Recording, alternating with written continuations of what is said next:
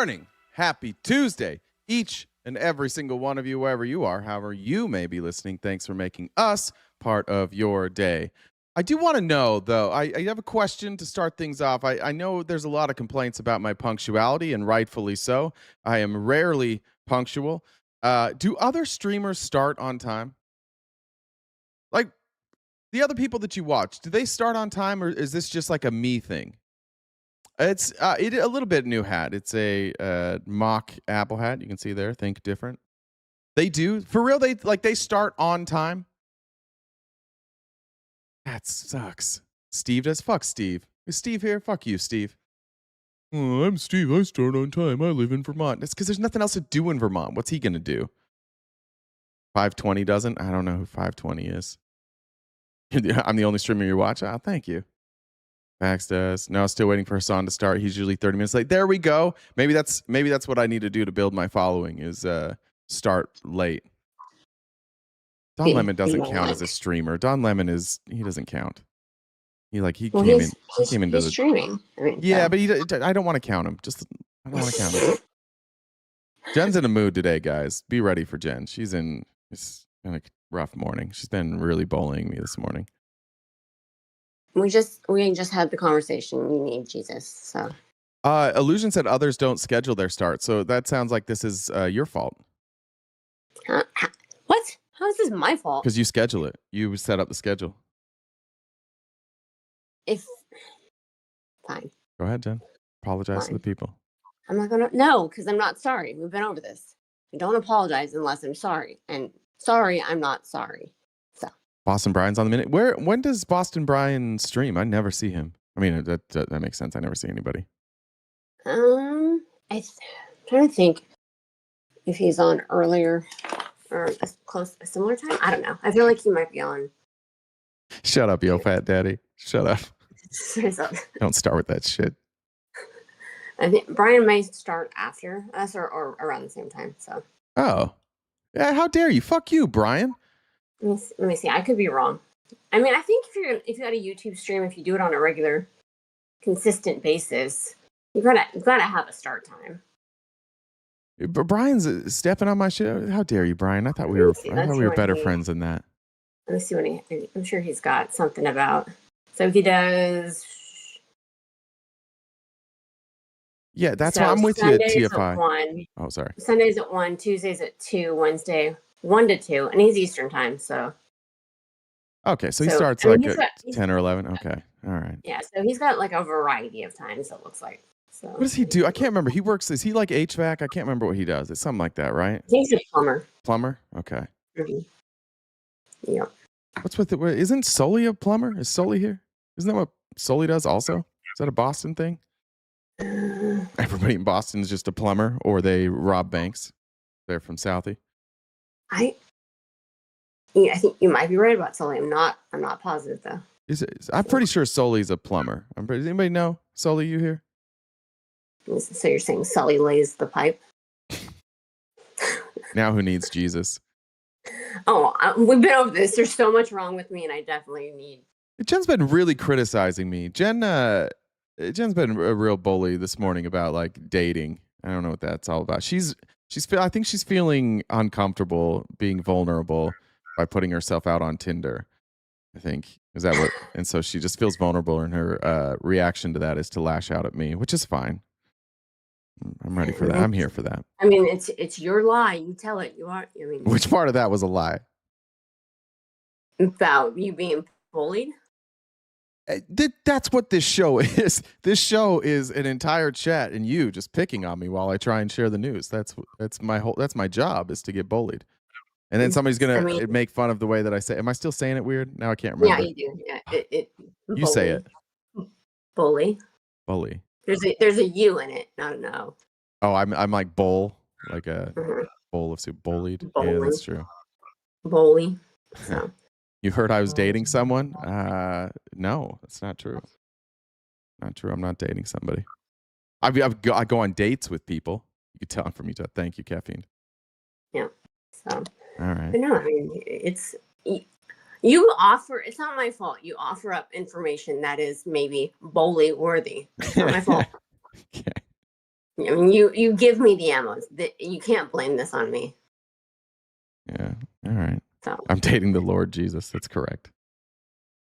yeah. So I guess we could get things going since you're late. Again. Wait, no. What Noel said I was hiding somebody, and I wasn't hiding it. If I listened better, it's not true. It's not true. I was kind of dating somebody. It's true. I was kind of, but not anymore. It's weird. Yeah. Had an interesting end to that. So, what would Jesus do? Anyway, tell her to break up with me, I think, is what Jesus would do. All right, so we're gonna get going now. If you, we've got a gift goal that we need to hit each day to keep the lights on. Jay's not going to be here tomorrow. He's going to be banning us for a golf tournament, but he's going to be on later in the evening with Ash. So if you're in the Discord, we always share when and where he's at. So if you're not in there, send. I'm going to try and maybe live stream on TikTok if my. So I got my pairings for golf. I've told you guys this before. Like my golf friends, they're mostly like all Republican, and some of them really, really don't like me. And we don't ever talk politics now, but we used to. It would be like 20 on 1. I think the reason, like when I first got on TikTok, that I could debate is because I was used to debating like 20v1 with all my Republican friends.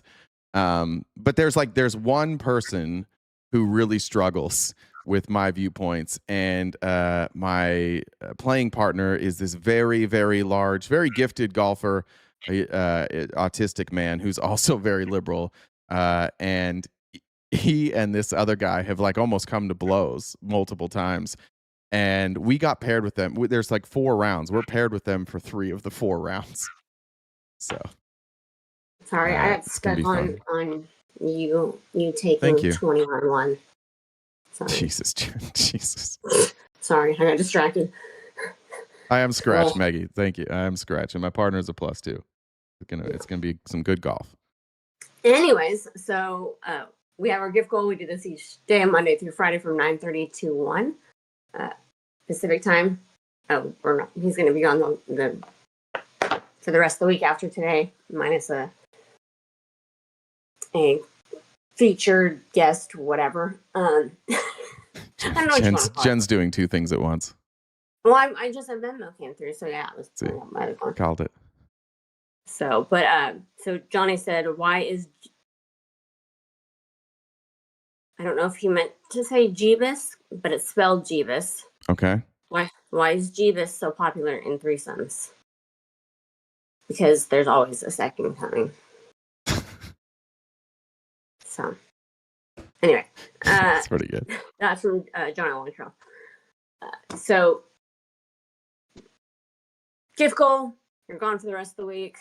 If you haven't subscribed to us already, please do so. You can use an Amazon Prime sub. And use Basis money for free, or if there's any membership on YouTube or TikTok, you can join us for members only events. We watched Don't Look Up last night. I hadn't watched it for a while. It's so accurate. Yeah, it's kind of wild. Oh, Admir's here. Admir, I put on these glasses just in case you showed up, or so that I didn't have to read your women-hating prompts anymore. Admir, I'm going to be live with Ash tomorrow night. You should swing by and tell us why you started doing women-hating content. Anyway, so if you guys disagree with RTP and you want to come up, you can do so by sending me a message on Discord. My Discord username is the same as the Venmo, so Jen with 2 N's, double 2 B's, the number 1. If you send me a message, I can bring you on. You can have a conversation with Jay. Check out the link tree in the bio. We're on most social media platforms. We've got merch. Jay's on Cameo. We upload these episodes to Spotify. I accidentally sprayed Axe body spray in my mouth before. Okay, how'd that go? I ended up talking with an accent. Oh, stupid. No. I think I am going to get a rotisserie chicken for that live with Ash. I'll run down to Costco and pick up a rotisserie chicken. The debate will probably be on YouTube. We got to figure out exactly how to do that. Jen will probably live stream it on YouTube if I can't figure it out, which is likely. On Wednesday, I will be I'm going to show up to that live probably drunk. I will probably have to Uber home from my golf tournament and then show up inebriated. So it could be an interesting one. Like Jen said, though, appreciate you guys being here. Appreciate our subscribers that are here. If you're not, hold on. Oh, you need to change your hoodie. Why? Because the comments we can't read any of the comments in the TikTok chat. Because I have a white. Well, it'll look different. I'll just switch the video let's see. This will fix it. When I switch to the other video, they'll be able to see it. Okay. When we go here, let's do that. Read. Is it still going to be a problem? I guess actually not really, huh? It might still be a problem. Yeah, it's still a problem. All right. Well, Jen, entertain the people. I'll go change my hoodie. Yeah. Well, I mean, think about. All right, I'll be right back. Yes.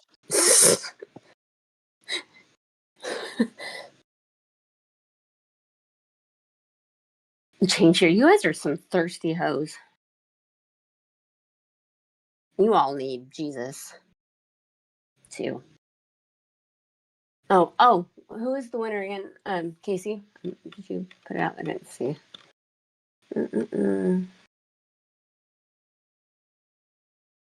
So yeah, we did the March Madness. I guess there's a winner for it. I don't know who won, but I'm supposed to be announcing it. Oh, Will, one of the mods that we have. So congrats, Will, for winning. Were there any prizes or something, or were we just bragging rights or whatever? My headphones. All right, there we go. Is that better? Yeah, much better. All right. Sorry about that, everybody. Love you. Jen, anything else you need to say before we jump in?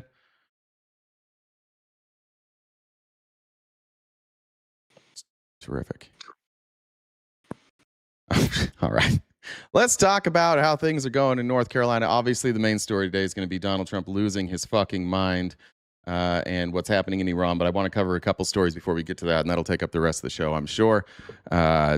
I don't mean to trivialize any of this shit. It is a very dark day for America today. If Donald Trump follows through on what he says, even if he doesn't, the stuff that's already happened today is gross. But let's look at North Carolina, a swing state that Trump has won 3 times.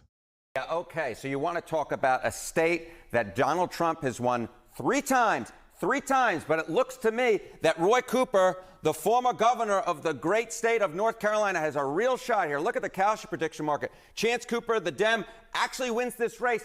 His chances have gone way up. Back on October 7th, if it was 63%, of course, that was 6 months ago. Now, look at this, an 86% chance to flip a Senate seat in a state that Donald John Trump won by. I'm so tired of them using and he is the Kalshi. clear favorite at this point, the former governor. Now we call it a chance for a Democratic breakthrough, right? Yes. But one thing I do want to point out is there have been Democrats in the Senate from North Carolina before, fairly recently, but maybe I'm dating myself here. I think you're dating yourself a little bit here, Mr. Berman. Why do I say that? Because in fact, the last Democrat to actually win a Senate race in North Carolina was back when I was in college. It was Kay Hagan back in 2008. In fact, the only living former Democratic senator is John Edwards, who won all the way back. The last midterm win was young in John Edwards there. 1998. I was in elementary school there, grammar school there, to really dating myself. That is how long ago. But as you pointed out, this 2008 was a wave year.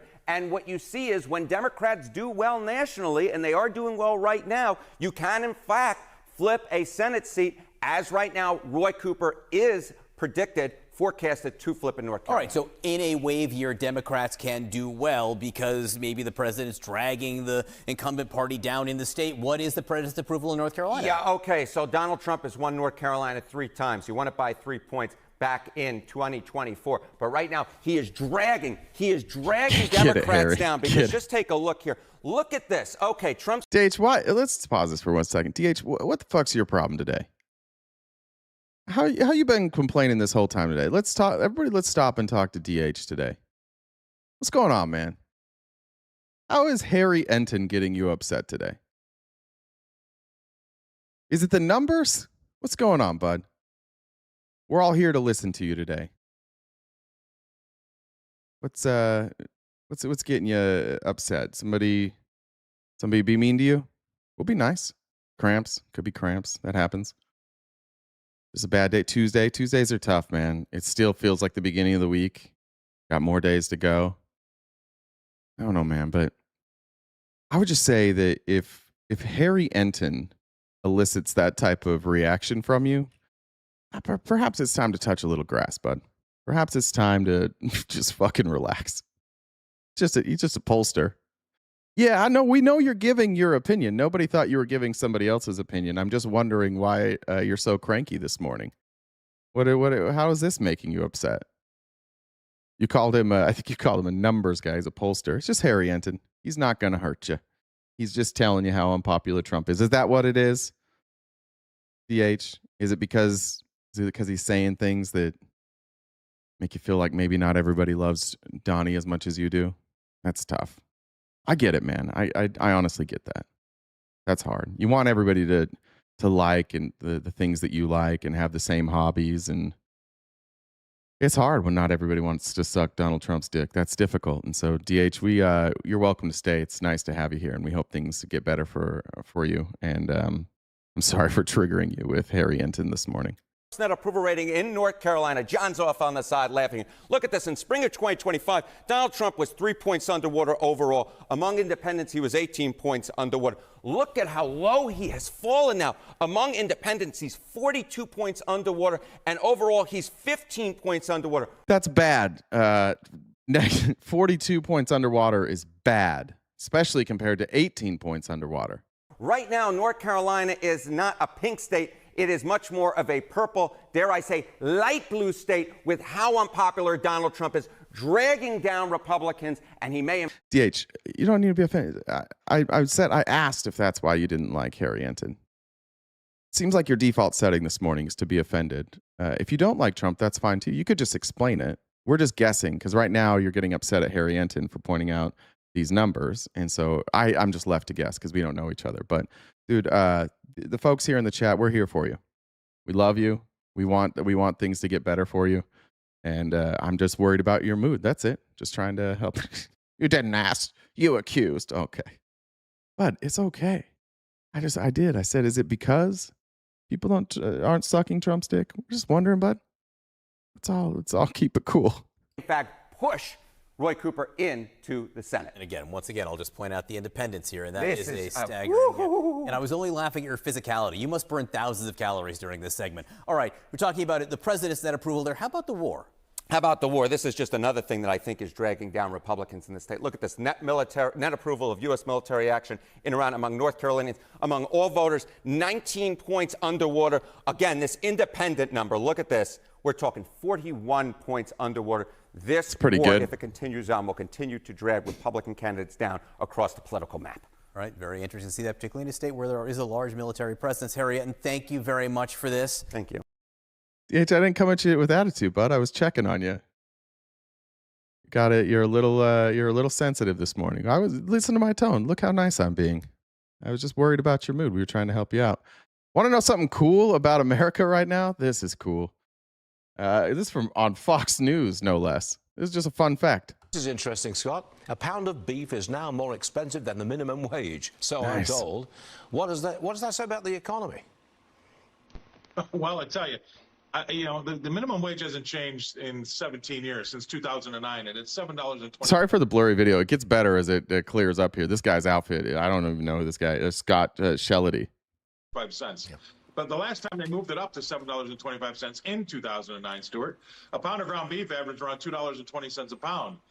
Today, it's $8.34 a pound. Now, maybe you could argue that maybe minimum wage, if you're in that camp, needs to be moved higher.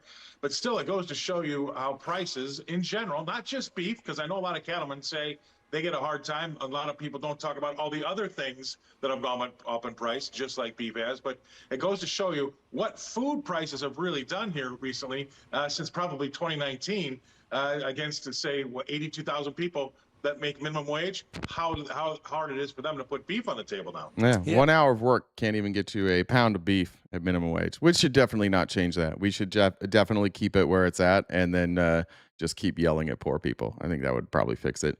All right. Again, we will be getting to Iran quickly, but I wanted to go over a couple of things. We talked about Viktor Orban yesterday. And JD Vance, for some reason, our vice president, is over campaigning for Viktor Orban in Hungary. And before he got over there, this was earlier this month.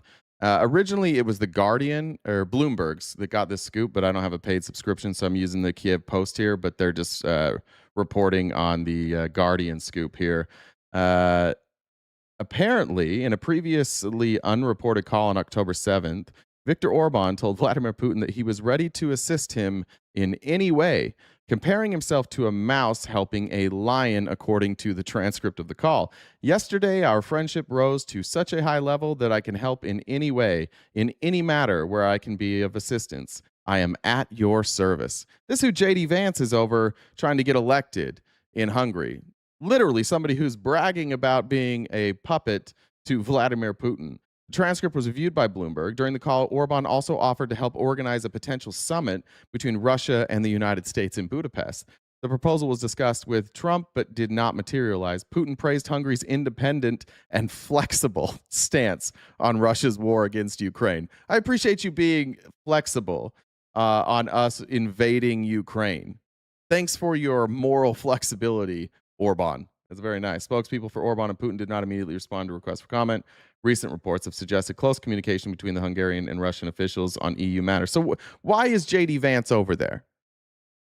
It's probably a good question, right? Why are vice presidents over campaigning for that guy? You know what is interesting that's happening in Hungary is Viktor Orban is losing, and now there's all these false flag attacks. He announced the other day that like these Ukrainian-backed militants had put a bomb, I don't remember what building it was at, like to try and kill him. Turns out that story wasn't true. Oh, that sounds familiar. Just a reminder, if a bullet pierces your ear, it doesn't heal. Not that quickly, and there would be a permanent scarring there. Tell me if you've heard this story before. That's probably what swung the election for Trump. Is that day. I remember the people that that I used to work in politics with, just every one of them, all Republicans, are like, there it is. That's a win now. That just sealed the deal. No. Similar playbook, but let's hear JD Vance. So JD Vance is a terrible public speaker, and even the people that like JD Vance, like the people in here that say they like JD Vance, they don't really like JD Vance. Nobody likes JD Vance. He's milquetoast. But this seems like this statement and just a couple clips here might have been drafted by the Kremlin themselves. Here's what JD Vance is saying in Hungary to get these people pumped. You got to shit on Ukraine. So to answer your question, yes, we're certainly aware that there are elements within the Ukrainian intelligence services that tried to put their thumb on the scale of American elections, on Hungarian elections. This is just what they... I'm sorry. Did the Ukrainians do something in our election that I'm unaware of? What did the Ukrainians do? Do we have intelligence that says the Ukrainians put their thumb on our elections? Elections, on Hungarian elections. This is just what they do. This is part of the cost of doing business within some elements of their system. What is he talking about? Does anybody know what he's talking about? Am I saying he wasn't assassinated? Well, he's alive, dummy, Patrick. Can't be assassinated if you're alive. I'm saying I don't think he was shot. I think that one of two things happened. I think it was either shrapnel or Donald Trump pulled a WWE and when he went down, grabbed his own or spliced his own ear. No, I do not believe for one fucking second that a bullet grazed Donald Trump's ear. Go find one forensic expert that would say a bullet hitting your ear would leave that, just that small cut. No fucking shot. I believe that somebody shot a gun. Somebody died. Do I believe it hit Trump's ear? No. That's crazy. Nobody thinks that. If you still think that was a bullet that hits Trump's ear, I mean, we're going to lose TikTok today. Fuck, I'm going to try. I don't even know how to word this. No, I don't believe that. And that's an opinion and not facts, whatever I have to say for TikTok not to shut me down. But if you're on TikTok right now, just be aware that this It's maybe the end of our live stream today on TikTok, so make sure you're following us on YouTube or Twitch in case we get banned. And that could be our last strike, actually. We're on an account warning currently from Donald Trump speaking and getting us in trouble for misinformation. All right. Then there was this. Explain this to me.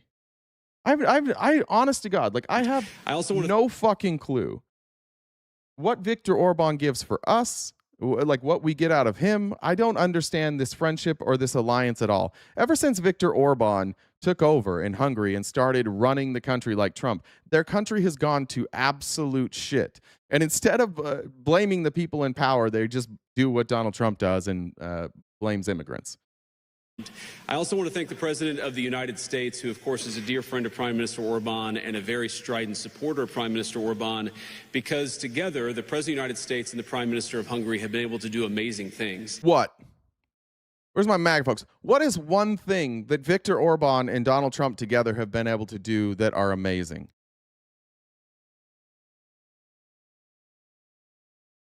I have no idea. I do this for a living. I cover this shit for a living. What do they do? Look up Black Cube and Hungary. All right, let's look that up.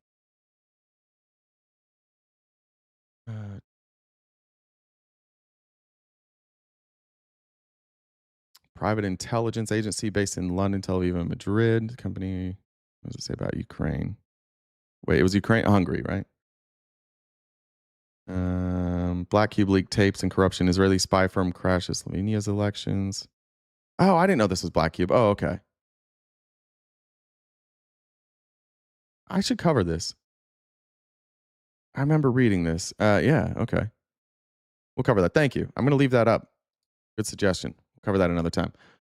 But does anybody know what Trump and Orban have done together? Why we're such good friends? What they've accomplished? Of Hungary have been able to do amazing things. And we're here because we want to celebrate those amazing things. We want to build upon those amazing things. And of course, which are what? What are these amazing? The only thing I know that JD Vance has publicly cited that he likes about Orban is that Orban used the government to take over the universities and turn them into propaganda arms of the government.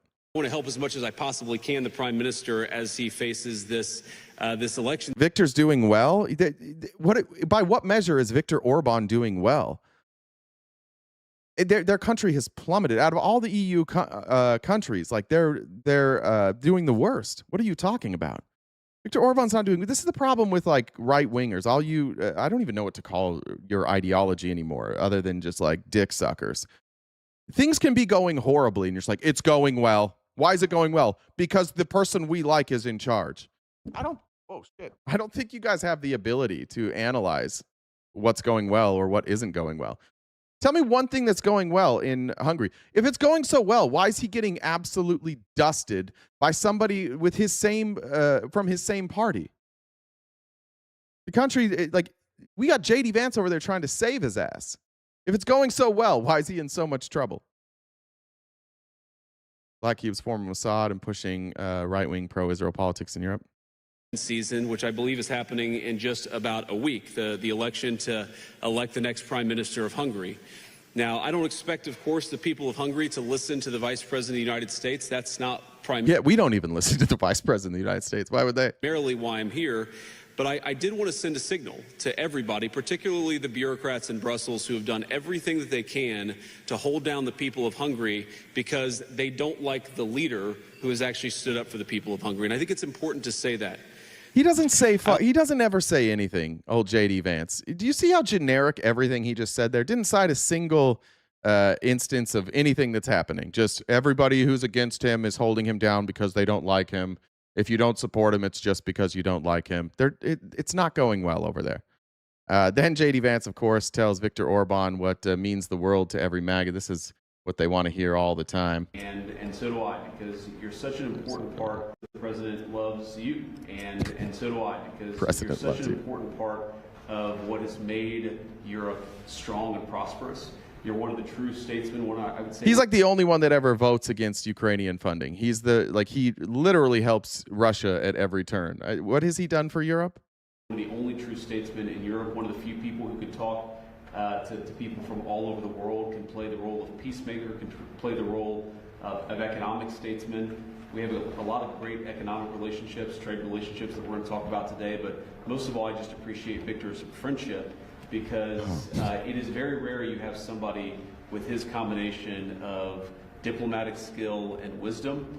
It's very, very important to us that we continue to keep this relationship ongoing, and I know you have an election in 5 or 6 days, and we wanted to come and say good luck.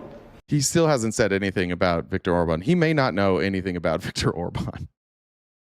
He hasn't cited one specific thing. But then JD Vance got his chance to ramp up his speech here, and it didn't go well. Even the people of Hungary. This goes to show you how fucked America is, and how fucked MAGA is, and how indoctrinated they become. We jump into the transphobia and anti-science shit, and even the people in Hungary are like, wait, what? Listen to the reaction here. Fatherhood in the name of liberation. Sorry, let me start that over. They condemn fatherhood in the name. They condemn fatherhood in the name of liberation. Name of liberation.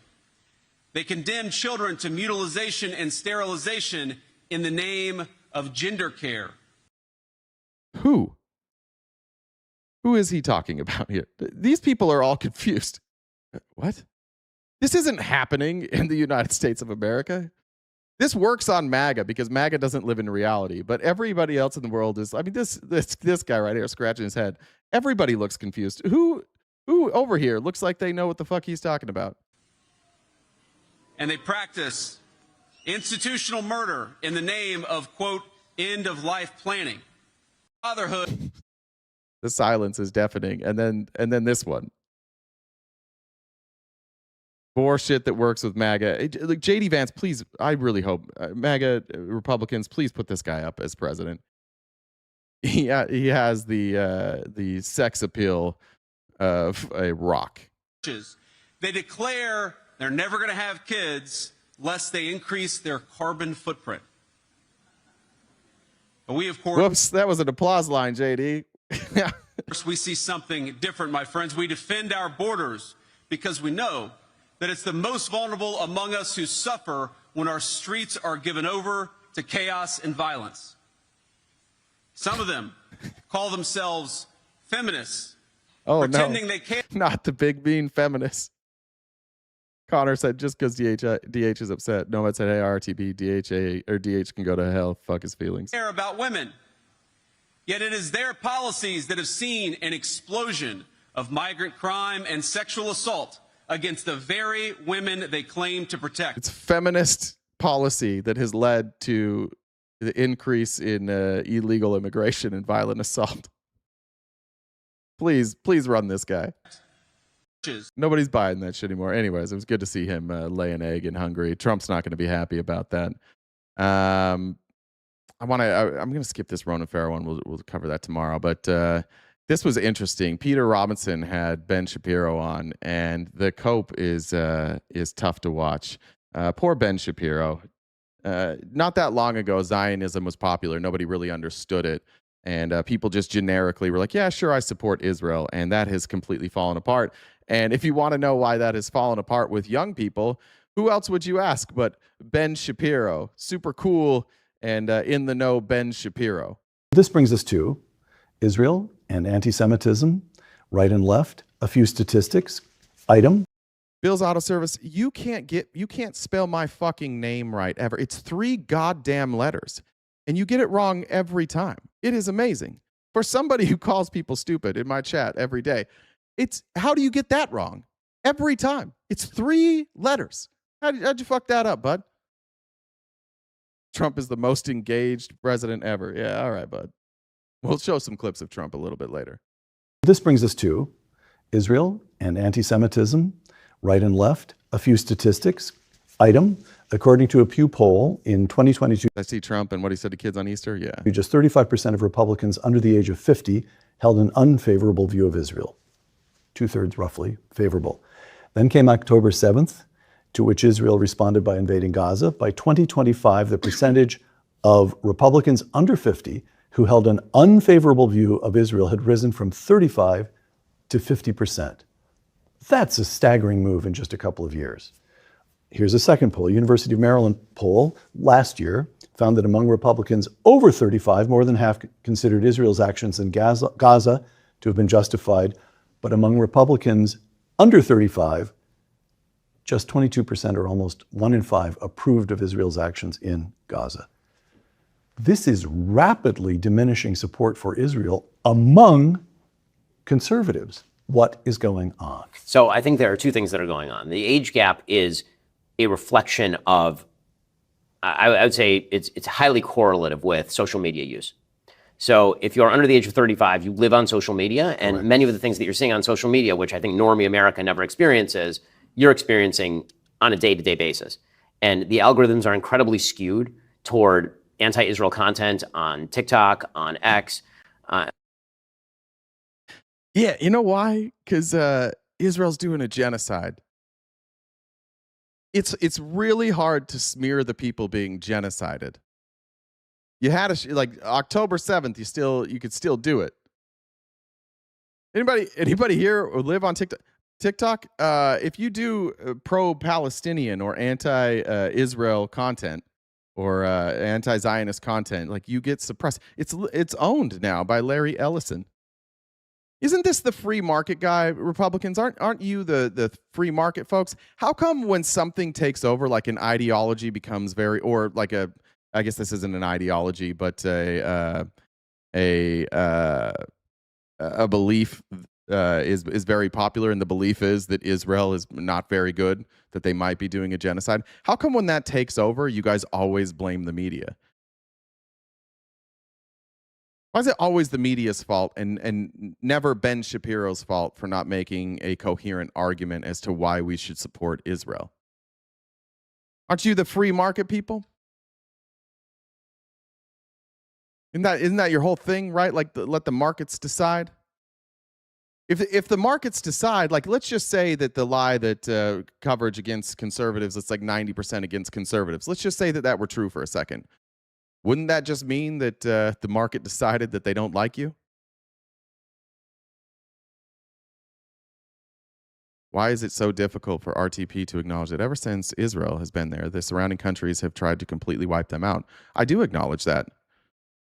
Because Israel keeps attacking. Israel's invaded like 7 countries this year. What are you talking about? Like, what the fuck's Israel doing in Lebanon? Why is Israel in Syria? Why don't you ever acknowledge that the people keep fighting back against Israel? Why don't you acknowledge only the part where they're attacking Israel back and ignoring that Israel keeps invading other countries? How dishonest of you. Stop bombing people. Stop invading. Stop doing genocides, and then maybe people won't attack you. Sorry. A lot of the big creators on YouTube are incredibly anti-Israel. And so if you're a young person, you are seeing a constant sort of stream of that material. So I think that's part of it. So can you back that up one? Sure. Why are the algorithms so skewed against Israel? So to get technical, first of all, I think that there actually is some foreign interference with jogging the algorithms from abroad. There's pretty good evidence of this. Yeah, we have direct evidence from Benjamin Netanyahu's own mouth of him paying American content creators to make pro-Israel content. If you are going to claim foreign interference and blame China and blame Russia, but you're going to leave out the fact that Netanyahu is on the record paying people to do propaganda. By the way, I saw Older Millennial having a completely drunk meltdown last night. Maybe those Netanyahu checks stopped coming. He just went full racist last night. Contagion Research Institute has done some good work exploring kind of how foreign actors, particularly China, have really fostered a lot of anti-Israel and borderline anti-Semitic material on places like TikTok, which of course is run by China. By the Chinese. And so that's had a major impact. I mean, it's not run by the Chinese. Never really has been. Impact on how young people think. Those same polls, by the way, show extraordinary adherence to conspiracy theorizing among young men who are Republican and who voted Republican. Okay. And so the thing that I've been telling all my Jewish friends, who are of course very worried about anti-Semitism, is anti-Semitism is a symptom of a much broader malady. The anti-Semitism is not the thing that's causing everything else. The anti-Semitism is a symptom of something much worse that is happening, and that I think is truly threatening to the country. It's nice to agree with Ben Shapiro that the real problem with some of these people who claim that they are just anti-Israel is that they're anti-Semitic, and those people are Nazis, and the Nazis are on the right. The rest of us are like, we don't really like the Israeli government. We don't like Zionism because there's no daylight between Zionism and Nazism except for the people that you're going after. He's right here. The people that are doing this just because they hate Jewish folks are on the far right. You got them in your party. You got them in elected offices. That's the problem. Move from the moon landing was fake and you were lied about it to and the Jews run the banking system is usually about 0.5 seconds. That feels like a direct attack on Joe Rogan right there, doesn't it? Sky Fox said, Shapiro sounds like he works in Santa's workshop. Leave him alone. He's just trying to be famous. That's what he always wanted to do. Maybe Israel has a problem because of the genocide. Maybe that's the problem. I'm going to show you more shit later today of why people may have a problem with Israel. But let's get into this. We can go backwards and pick up some of this stuff later. Let's talk about what Donald Trump's doing today. Here are some veterans that who is this? It's MS Now caught up with Trump voting veterans. Looking at what Trump's doing now and trying to make sense of it, here's what they're thinking. You're an Air Force vet. You told me you voted for President Trump 3 times. I did. What do you make of the press conference that we just watched and the details that we learned about this rescue mission? I really didn't learn a whole lot more than I already knew. They threw out some numbers, which I didn't know about. But other than real details as to how this came about, I didn't really learn a whole lot. And Ed, you told me that if you were a reporter in that press conference, you would want to know what the goal of this war is. Did you get any light on that question? No. No, I did not. Well, Ed, thank you so much. And I also want to introduce you to Rick Shemek. Rick is an Air Force vet as well. He's also the commander here.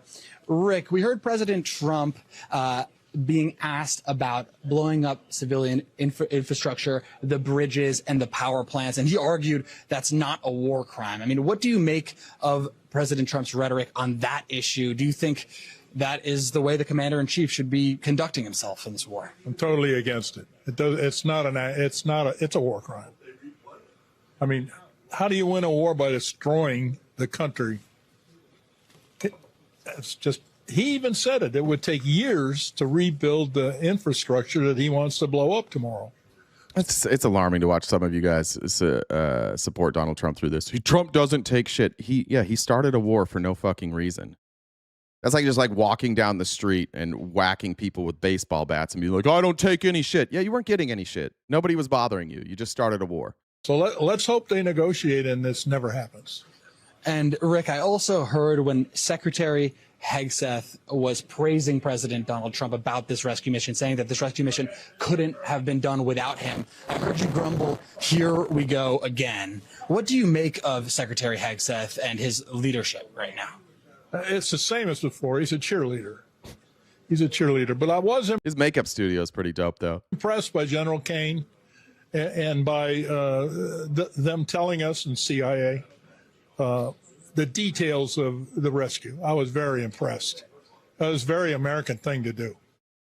Zach Pyro, stay on topic, okay? We're talking about Iran right now. So why do you guys always go, you're just mad we won? Shut the fuck up. Yes, I am very upset that Trump won. I don't like that. I didn't know there were so many dipshits in this country. I thought some of you could fucking read. Yes, we're upset by that. We're also upset at this war. We don't understand this war. You don't understand the war either. And you're just dick riding at this point. It's a weird thing that you're doing. Of course we're upset. Of course we're upset that Trump won. We wouldn't be doing this shit if Trump had lost. I don't know why that's your guys' go-to like that, like you're winning something. You guys didn't shut the fuck up about Joe Biden for 4 years. You still pretend that Joe Biden didn't win. You don't get to point fingers at other people now. Let's try this. Where was that? Who is that person? We're going to give you one chance. Sack Pyro. Who won the 2020 election, Sack Pyro? Was it Joe Biden or Donald Trump? I'm pulling up this next video. Look for Sack Pyro there. Who won that election? By the way, if you don't answer this question, honestly, you get muted. Sorry. We don't know. I'm nervous about misinformation here. TikTok takes us down when we spread misinformation. You wouldn't be you didn't, Sack Pyro, you didn't, you guys threw a fit for 4 years. What are you talking about? You guys didn't throw a fit for 4 years? You got to tell us, though, who won the 2020 election there, Sack Pyro?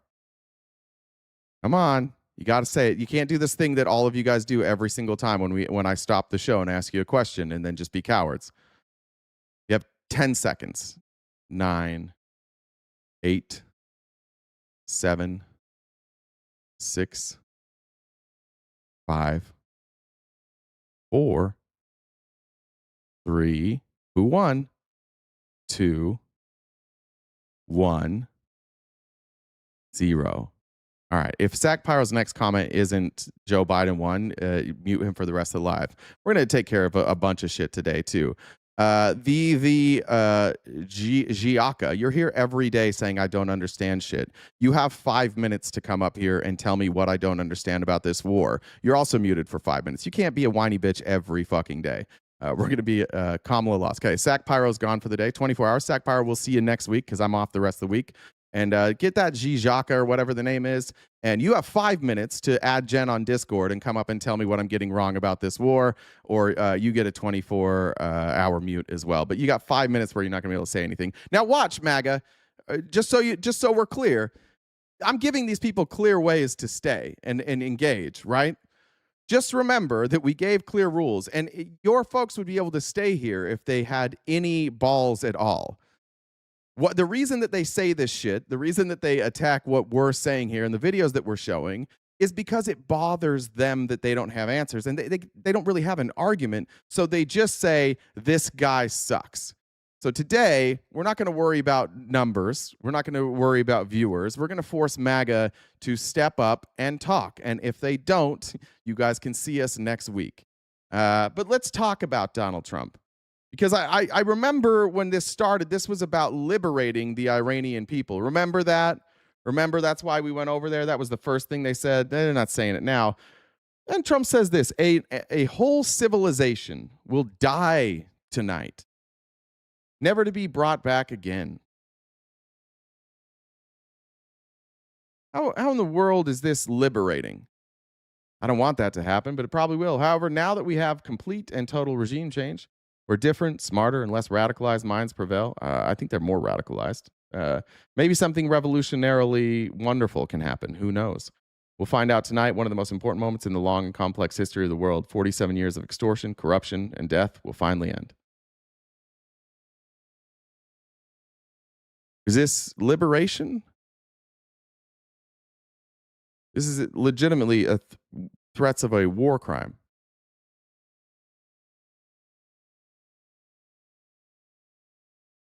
Ramboni, good to see you, bud. You have get Ramboni for 5 minutes too. Ramboni, you have 5 minutes to message Jen and come up here. Otherwise, you don't get to talk today either. I'm not in the mood for people cheerleading genocides today. This might just be our folks that are here today.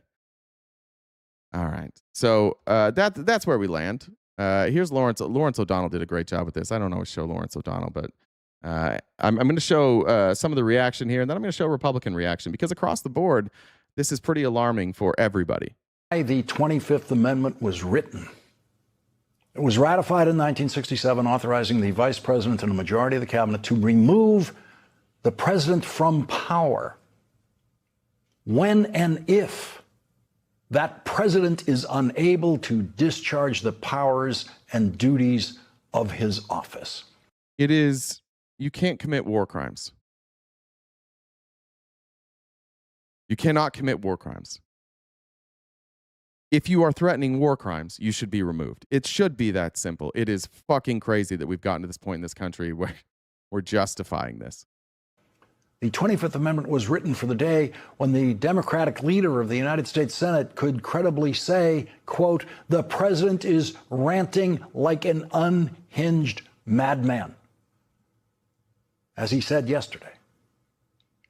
It was impossible to imagine back when they wrote the 25th Amendment. It was impossible for them. Oh, it was? All right, cool. Brian, when was the last time a U.S. president threatened to annihilate an entire country? Go ahead. We'll wait. He said, I mean, we used to do it all the time. This was regular standards for in the past. When? Name one president who threatened to blow up an entire country. to murder every single person in their country? I bet you can't come up with an example. Imagine a day with the President of the United States ranting like an unhinged madman until Donald Trump took the oath of office. The 25th Amendment was written for the day when a former Republican member of Congress who voted for that Republican... The Cuban-American War. Thank you, Brian. So what did the president say during the Cuban-American War? Are you talking about like Iran-Contra? What are you talking about there? What did they say? They said we were going to blow them all up tonight? Give me the quote. Republican president 3 times would declare to the world, he has gone insane. Yeah, he's been insane for a while. The 25th Amendment was written for yesterday at 8:03 a.m. That's what Donald Trump delivered his Easter greeting to the world that included a promise to commit war crimes on Tuesday night. The 25th Amendment was written for this. Most of you have seen this profane and perverse social media post. I am not going to read it, as is customary for such exhibits introduced on TV news programs. I'll read it. Tuesday will be Power Plant Day, war crime. Bridge Day, war crime. And all wrapped in one in Iran. There will be nothing like it. Open the fucking Strait, you crazy bastards, or you'll be living in hell. Just watch. Praise be to Allah. President Donald J. Trump. Because it is pure warmongering, filthy madness. Brian, you have to give me an exact quote or you get muted. I need the exact quote from Cuba. Stop just running cover for Donald Trump. You have 5 minutes to give me the exact quote of what the American president said about wiping out Cuba, or else you get muted. We can put it back up on the full screen for anyone who hasn't read it to actually finish reading it right now. I will not use it as an opportunity for audiences to get to hear another anchorman using the dirty word. I will not read Donald Trump's poison aloud because it is beneath my dignity, and that's not a phrase I use very often. And we should all be deeply concerned about living in a country where an anchorman's dignity, indeed the dignity of anyone, anywhere in the country, on any television show, is much, much higher than the dignity of the depraved president of the United States. The worst people you know are on YouTube chats right now defending this. The worst people in this country are the ones that are like, nah, this is great. We're talking about murdering innocent people. And you're celebrating that. That's today what you've come in here to celebrate. Murder. Children.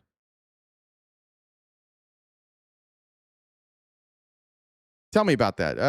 MAGA, tell me how much you want to murder children. Why that's so important.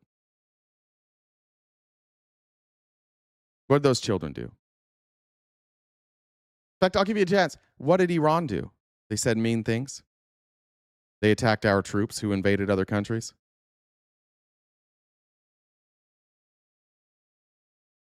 What'd they do? Why are we so ready for war?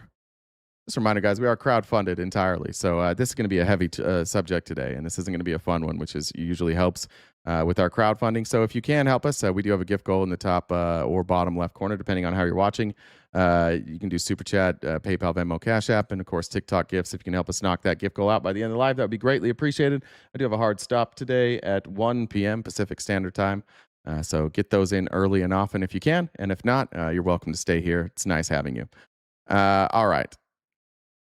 Brett Baer talked to Trump this morning, and I think that the folks at Fox News were really hoping for bluster. Now, it is late, early. And one thing we do know about Donald Trump is he is a magnificent pussy, and he almost never follows through on his tough guy act. So we'll see. Israel clearly is following through. Israel has no problem committing war crimes. They're doing them as we speak. But I think Brett Baer probably wanted the president to walk this back a little bit, and he didn't. But I just got off the phone with the president, and he called, and I said, Hannibal says, impeach ASAP. Thank you. Listen, if you were to put odds on it, what were the odds that this is going to end up being a negotiated deal? He said he wasn't going to put odds on it, but he said 8 p.m. is happening. That's what he said. He said, it is, if we get to that point, there is going to be an attack like they have not seen. Now, he's sticking to that at this point. Now, he said if negotiations move forward today and there is something concrete, that Iran has pulled out of negotiations. They say they're unwilling to negotiate. This, from my perspective, this looks like a lunatic who has been backed into a corner, has no other options, and now he's just threatening. Nothing, no diplomacy's worked, no negotiations worked. He can't get the Strait of Hormuz open. He appears to have not known that that was going to happen. Remember in The Office, there's a episode where like Michael starts his own paper company and then he meets back with David, and David's like, you guys aren't making any money. I don't know how you're operating in these margins. Like, you can't last much longer. And Michael's like, I don't have to last. I don't have to outlast the money. I have to outlast you.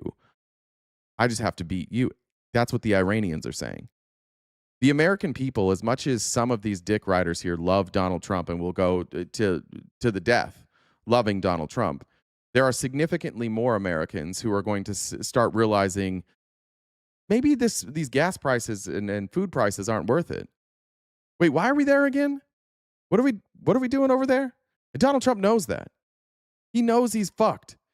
And it's a tricky situation for Donald Trump because he also can't admit that he was wrong. He's a complete and total sociopath. And you guys can't admit that he's wrong because then you would have to admit that all those other times that he was wrong, he was a complete and total sociopath. So you guys are all under this spell together where Donald Trump's not a crazy 80-year-old sociopath and you guys aren't crazy for following him. And you've just all made this little suicide pact together. And honest to God, we could starve to death as a country. This could go on for decades, and people could just be dying in the streets. And you would rather watch Americans die than admit that Donald Trump did something wrong, which is fucking alarming. It's really hard to watch. The loyalty to this guy is crazy. What's he doing for you? What are you getting from this? Oh, shut the fuck. God, I'm so. He thinks Trump makes decisions. He clearly makes decisions. Can we stop that? I hate these people that come in like, oh, actually, there's deeper, darker people pulling the strings. No, Trump's making these decisions. Not mutilating kids. We're murdering kids. That's the epitome of the conservative right. We can't let kids be trans because that's bad, but we'll blow them up.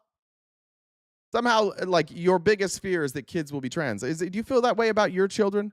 Would you rather your child be trans or dead? And I think a lot of you would say dead. You have a real fucked up ideology. Doesn't bother you that we're just murdering children over there right now? Could change. But at this hour, he didn't want to put odds on it, but he said it is moving forward with the plans that we have. That's a huge deal. And obviously, we all think that it's a thing that he's putting out there to say, don't do this. He says he doesn't want to do it, but he is, at this hour, sticking to it and saying it might be likely if they don't come to the table. All right, well, if you think it's better for your kids to be alive than to be trans Republicans, then perhaps we stop talking about trans people while Trump is literally murdering children. I don't want to hear a fucking thing about children from any of you today. Ashley said, if Congress doesn't do something, it almost feels worse and more of a problem than his post. Not doing something is a huge fucking issue. John said, oh, I got that one. Thank you. Thank you, Johnny. Good to see you, buddy. Hope you're feeling well. Over here. I don't like this. I never like this, but somehow we find ourselves once again on the same side as Alex Jones. Betsy, thank you very much. Betsy says, good luck in your tournament. Thank you. And Tranisha, thanks for joining the Dollar Train. How do we 25th Amendment his ass? The problem is to get the 25th Amendment is harder than impeachment. You have to get 2/3 of the House and 2/3 of the Senate. So what do we do? tackle Trump and let him pretend he's president and publicly report that he's going through a health issue and Vance take over. It literally needs to be something like that. It's that bad. I've known you a long time. You've never called for a internal coup before. Ever. But that's how dangerous this is. That's how risky it is for the whole world. Yeah, if I was the Democrats, I'd stop poking Trump and messing with him. That only makes it worse. Like, you guys need to watch out. This isn't a guy acting like he's crazy. This is real. Well, what's there going to be to take over in 2026 or 2028 if this hits the fan? If we get it, he's threatening an extinction level event for the people of Iran tomorrow. Does nobody think there'll be any? I love that they put this up for some reason. Like, as they're saying that Donald Trump's a psycho and we need to remove him, they're like, oh, let's also go after Obama at the same time. Why don't they call out Republicans for still supporting us? I think a lot of them are. Republicans, before anything, though, are just pussies. They're afraid to be wrong. When you have Ron Johnson starting to worry about the president, like Ron Johnson will do anything the president says. This is a guy who's run like multiple congressional hearings about the election being stolen with no evidence. Here he is this morning. I am hoping and praying that President Trump really is bluster. I do not want to see us start blowing up civilian infrastructure. I do not want to see that. We are not at war with the Iranian people. You know, we are trying to liberate them. Yeah, that's what we thought too. That's what they told us. Ty said so his administration can remove him, but we know they won't. Yeah, they won't. They're all beholden to him. I mean, he has so much dirt on all of them. Thanks, Maddie, for joining the dollar train as well. That's what we're actually up against, is the amount of dirt that between Trump and Israel that they have on all these people. Like, we've convinced our own government to justify and commit war crimes so that we don't tell the truth about them, which would be fine. Most of these people, when most of the stuff we know, it just hasn't been confirmed. Like Lindsey Graham, we already know what your blackmail is. We know what's keeping you loyal to Israel. Just come out with it. It's fine. Here's Representative Pat Harrigan. There's a handful of Republicans that are just being gross this morning. And what you'll notice with all of them is that in order to defend Donald Trump, you can't quote his words. You have to rewrite the words that he said in order for this to make sense. Here's Pat Harrigan. Unleashed chaos all around the globe. That was American weakness, unfortunately, that did that under President Joe Biden. President Trump is trying to reassert that authority. The reality is, though, is that costs money and it's very expensive. And so we have to take a look at where the globe is right now. President Trump is trying to actually turn the temperature down. Yep. He's absolutely trying.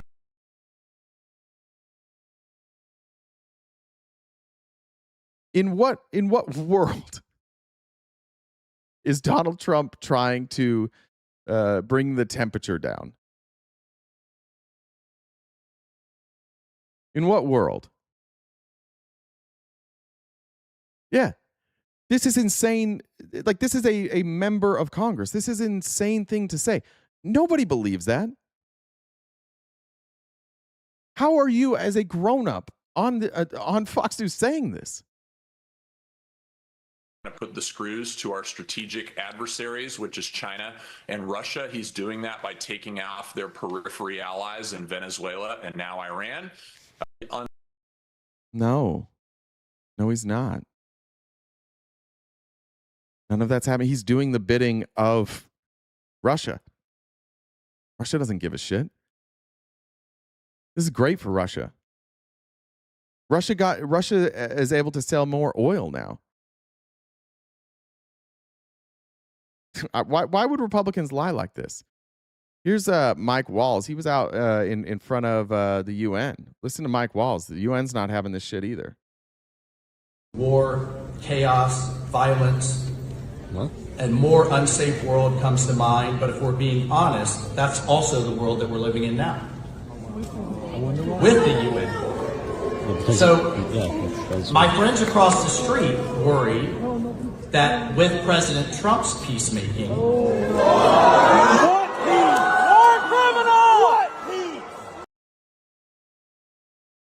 peacemaking, they tell you.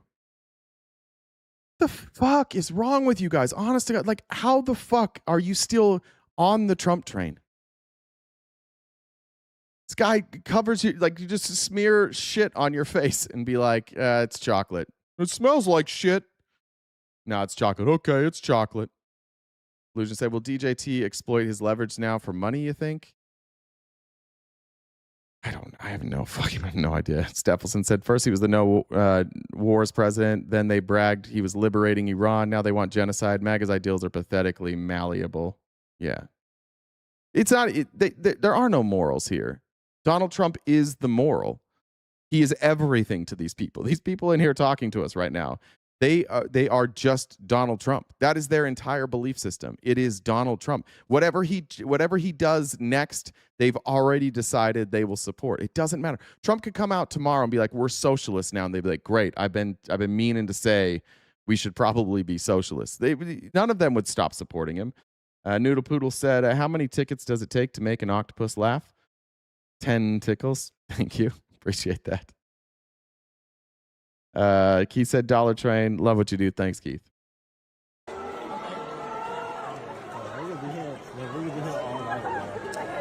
What time is it?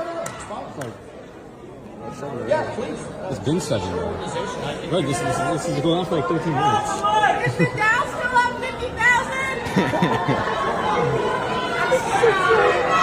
They had to stop his speech. That's how much the world fucking hates us.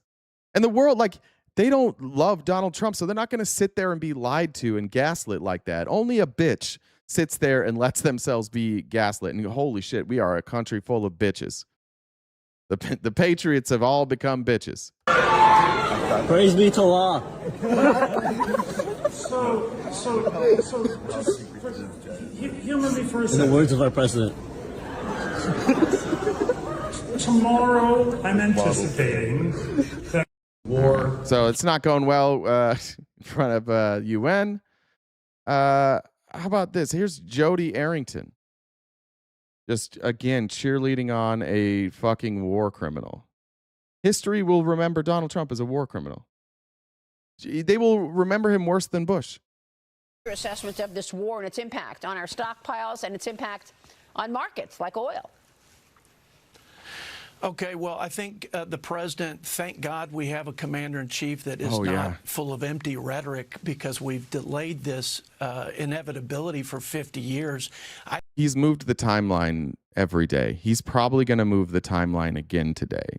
What do you mean empty rhetoric? He has done nothing but provide empty rhetoric during this war. The entire time, it's been nothing but empty rhetoric.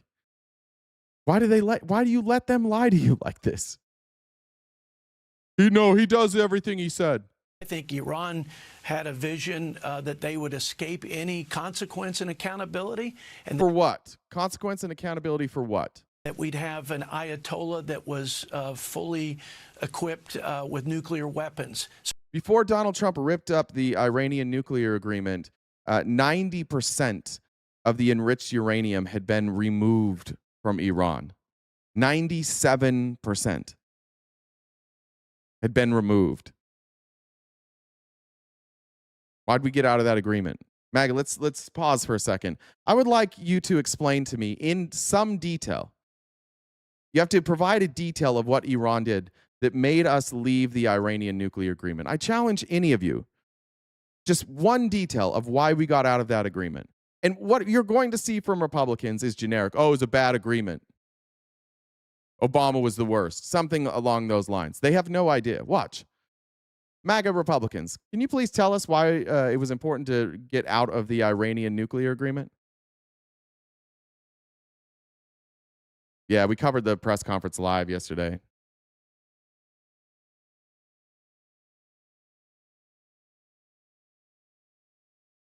Yeah, that's the right answer. Obama's signature was on it. That's the right answer.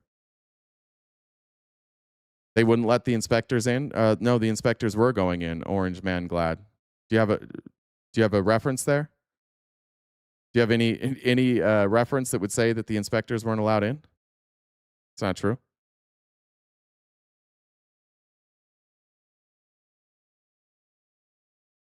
Man, you guys, nothing?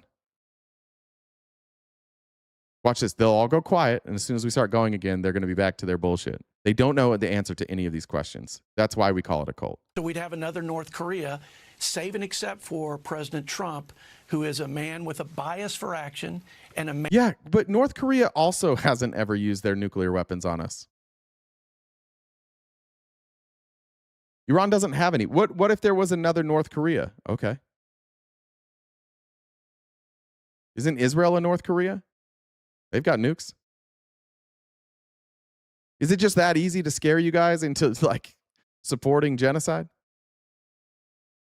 Man who presented with the facts that we have imminent threats to today and for our children's future is going to act, even if it's against his. See, what do we tell you? There you go, Russ. Yeah, I ask you a specific question, attack me. There you go. There we go. That's the MAGA we know and love. Don't answer direct questions, just attack back. Personal political interest. So thank God for President Trump and for the courage and political will to do what he's doing. Oh, yeah. They chanted death to us for 47 years, and your solution is just to roll over and bow to their demands? No, my solution would have been diplomacy and creating an agreement that means they can't get nuclear arms and we get to go inspect them. And we had that, but Donald Trump couldn't stand that, so we ripped that up. It's fucking stupid. You're the same people that go up and punch a hornet's nest, and you're like, these fucking hornets, man. They're the worst. Don't punch a hornet's nest. Don't do that. This is all self-inflicted. Brianna said, what do you call a bug that identifies as an invertebrate? I like that one. Non-spinary. Thank you.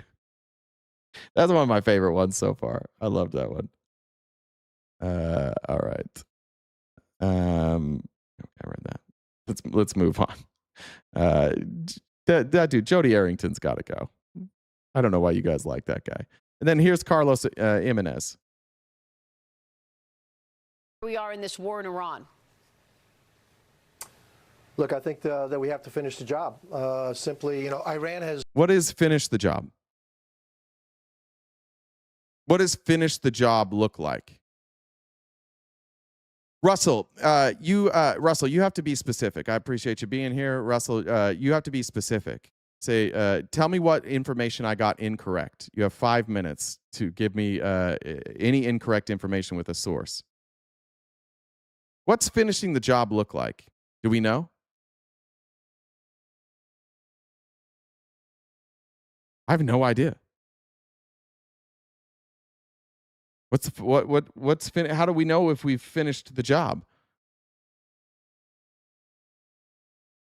They don't know either. They're just dick riding for Trump.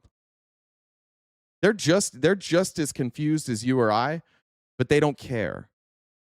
Their power comes from blowing Donald Trump. So they go on TV and they blow Donald Trump, but they also don't know. Look, I think that we have to finish the job. Simply, Iran has demonstrated to the world why a nuclear-armed Iran is an untenable Iran. What have they done?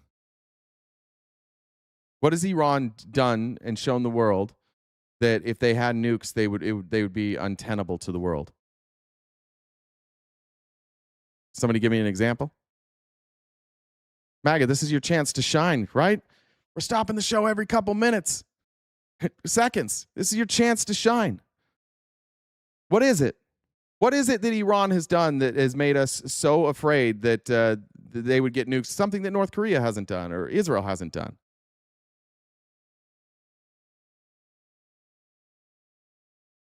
Look what they're doing to the Strait of Hormuz. Look how they're threatening all their neighbors right now. Can you imagine if they had a nuclear weapon? And Is my version of diplomacy giving them trillions not to kill all of us? We're spending trillions anyways. No, that wasn't what the Iranian nuclear agreement is, Tyler. This is what I'm talking about. Just fucking read something like one time, one goddamn time before you open your dumb fucking mouths. Go read something. You have mixed up all these stories. You think the Iranian nuclear agreement was somehow us paying them. That's not what it was. Just read something sometime. Stop guessing. It's embarrassing. No, we weren't giving them trillions of dollars. None of that was happening. Nobody has suggested that we should give them trillions of dollars. Instead, you guys are like, what if we just spent trillions of dollars and murdered a bunch of people? Would that work? And MAGA's like, yeah, I'd like that. I only spend money for murder. Feel invulnerable. So, no, the president has to follow through with his threats, and also we need to finish it off, and this regime has to go. And so, I support what the president is doing. We just need to press forward. Nobody knows because what he's doing. look, Pete Hegseth looks like the villain in a movie where the hero is a dog. All right, so there's the Now there's the your assessment of bootlicking. the- No specifics from any of them because there are no specifics to be had. But then it does get a little specific. Mike Lawler was on with Berman on CNN, and the the way that Mike Lawler goes about this, they're just pretending that Trump isn't saying what he's saying. You have to rewrite what Trump says in order to defend it, because if you read Trump's words, it's insane. So what do you do when you're dealing with an insane person that you're afraid of? You take the insane shit that they say and you rewrite it to fit your narrative. And you're going to watch Mike Lawler do this not very successfully in real time.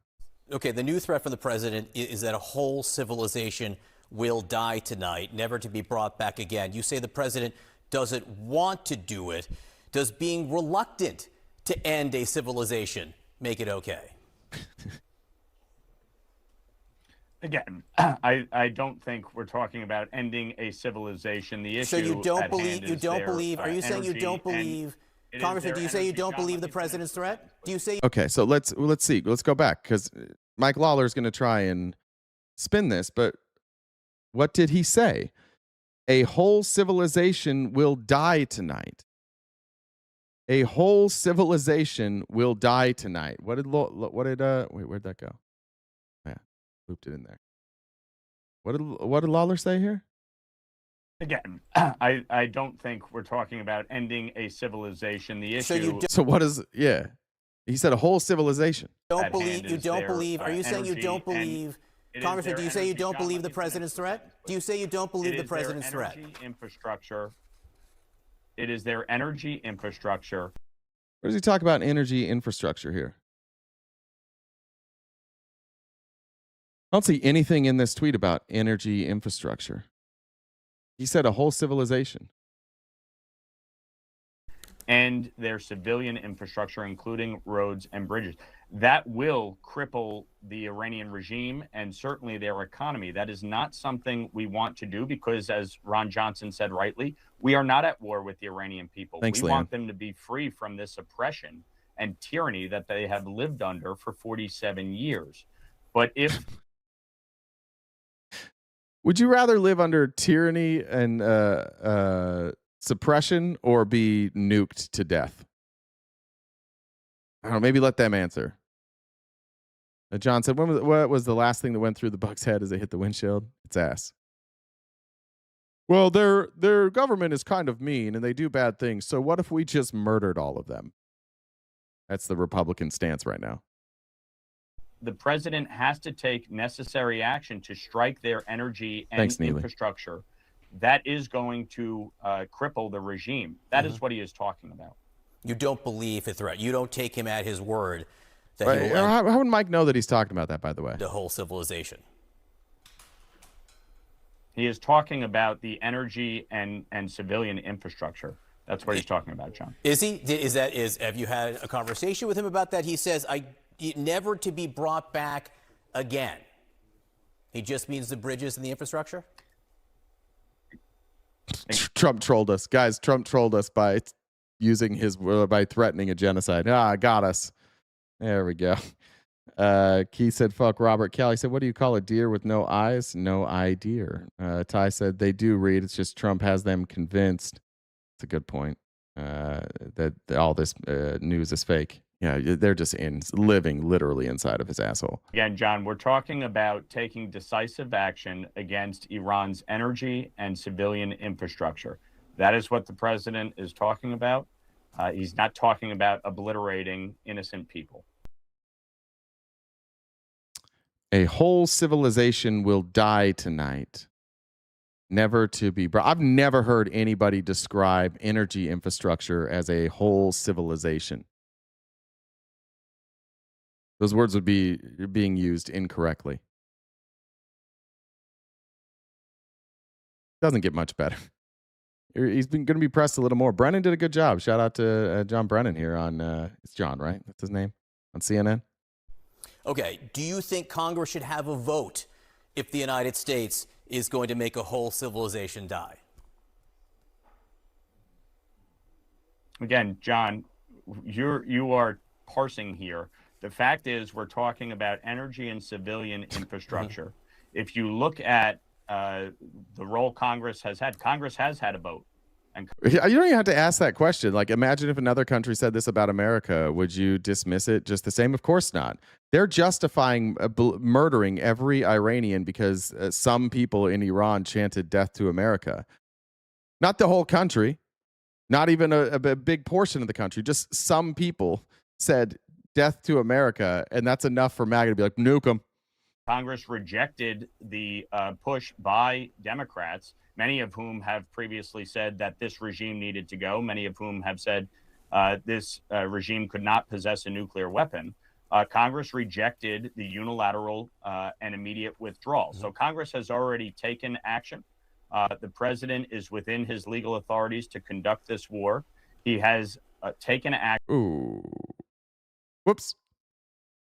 If you say war, it's no longer in his legal authority because war has to be approved by Congress. See how they keep stepping on that? That's a big whoops. Ty said everyone at my job believes Obama gave them that money. Yeah, and it doesn't matter. You can't correct that out of them. They'll just always believe it. Damien, thank you for joining the Dollar Train. Action to obliterate Iran's ballistic missiles program, their naval fleet. The issue remaining really, is with regard to the Strait of Hormuz and the enriched uranium. All right, but once again, we're going to go back to this. That's not what Trump said. Does he talk about the Strait of Hormuz here? Is he talking about any infrastructure here anywhere? No, a whole civilization will die tonight. What kind of cuck shit is this from Mike Lawler? I'm just going to sit over here in the corner and pretend that he's doing something else. He's not fucking my wife. They're finger painting. Is hardened, as you pointed out. So the question is the regime, the remaining remnants of this regime, willing to negotiate in good faith or not? That is what is at stake over the next 11 plus hours. Interestingly enough, everybody involved in the negotiations outside of Steve Witkoff and Jared Kushner have said that the Iranians were engaging in good faith. The Qataris said that. Everybody that's been there has been like, yeah, they were engaging in good faith. They even said that they would agree to never get a nuclear weapon. Iran said, we won't have a nuclear weapon. And then America's like, yeah, you could never have a nuclear weapon, so we're going to bomb you. They said, everybody else involved says they agreed to that. They agreed to that in the Iranian nuclear agreement. They didn't have a nuclear weapon. In fact, they didn't even start building up their defenses until Trump pulled out of that. Congressman Mike Lawler from New York. I wasn't parsing, I was quoting, but I appreciate you being with us. Thank you very much. Yeah, coward. Mike Lawler's a coward. All of you are so cowardly today. Just stand on business. Just admit that Trump threatened them and that you're good with that. Stop trying to spin it like he didn't. Here's what Lindsey Graham says too. Like, now it gets tricky because now we've got a senator, a very powerful senator, saying the exact opposite of what Mike Lawler just said. As to the Strait of Hormuz, right now they're charging ships, the IRGC, the Iranians, to go through the straits, and they're taking the yuan, not the dollar. One threat of this whole debacle is if we start allowing the Chinese currency to be traded in oil, that will hurt the dollar. In 1974, every barrel of oil sold and traded in the world is traded in dollars. Should we murder people who compete with the dollar? Donald Trump, World Liberty Financial? Isn't Trump competing with the U.S. dollar right now? We nuke Trump too? Now, what are the Iranians trying to do? They're trying to change the currency from a dollar to a Chinese yuan, and that's an attack on the dollar. And that needs to end too. I can't believe they're attacking the dollar after we started bombing them. Oh, I can't believe it. Now we're just moving the goalposts. This is what America does. We're not good. We're not the good guys. We're imperialist. We're evil. We're greedy. We're murderous. We're genocidal. We're not the good guys. This is fucking sick. We told them we went in, we're going to liberate the Iranians. Now we're like, we're going to blow their whole fucking shit up. We're going to kill every last one of these motherfuckers. Why? Because after we bombed them, they're like, maybe we're not going to trade in the dollar anymore. So now we have a United States senator on national television saying they must be murdered for refusing to use the currency of our choice after we started bombing the ever-living fuck out of them. Fuck the United States government. Fuck them. This is so fucking sick. There has never, and I mean never, ever been a, well, maybe not never. Yeah, never has there been a government on earth that acted this maliciously and murderously and indiscriminately. We're kidnapping world leaders. We're bombing schools. Not even telling us what's going on. Now the justification is that they're not trading in our dollar, so because of that, that's a hostile act and we must take them out. The fuck is wrong with you MAGA supporters? Honest to God, I really want to know what the fuck is wrong with you, because we can argue about Trump all day. If you didn't mind electing a felon, fine. Like, looking back on that, it's like, Jesus Christ, I can't believe we were worried that he was a felon. Like, that was going to be our biggest fucking problem. If you're like, oh, I'm gonna continue to be a Republican so that we can cut taxes for the billionaires, fuck it, whatever. Yeah, you can't read or do math, whatever. You just support it. You think that the billionaires run everything and you won't have any money. But this, how are we not aligned on this? Murdering innocent people. Because what? Because what? I love it, bro. So mad. Yeah, dude, I'm mad. I've got a kid. Why is it that my kid gets to be so safe? My kid's at school right now. She's not going to get bombed. The biggest worry I have for my kid is Christian conservative men around them. Some school shooter, which is horrific. Why does my kid get to be safe, but these Iranian children don't get to be safe? What did those girls do that went to school one day? They just went to school. What did they deserve to be bombed? Double tapped, by the way. What'd they do?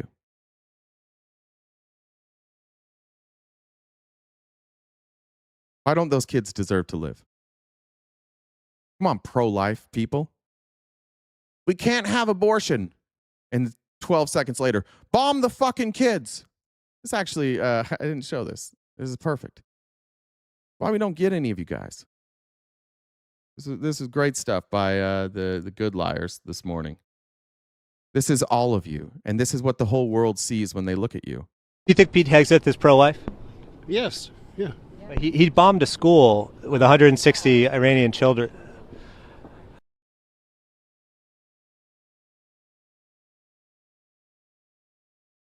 Nick, I've already addressed it. You've said, bro, so mad. I got you, Nicholas. Nicholas, yes, I'm mad. I'm very fucking mad about us murdering children. Maybe you don't have kids yet. I don't know. But I'm supposed to I'm just supposed to dismiss murder because like those are Muslim children?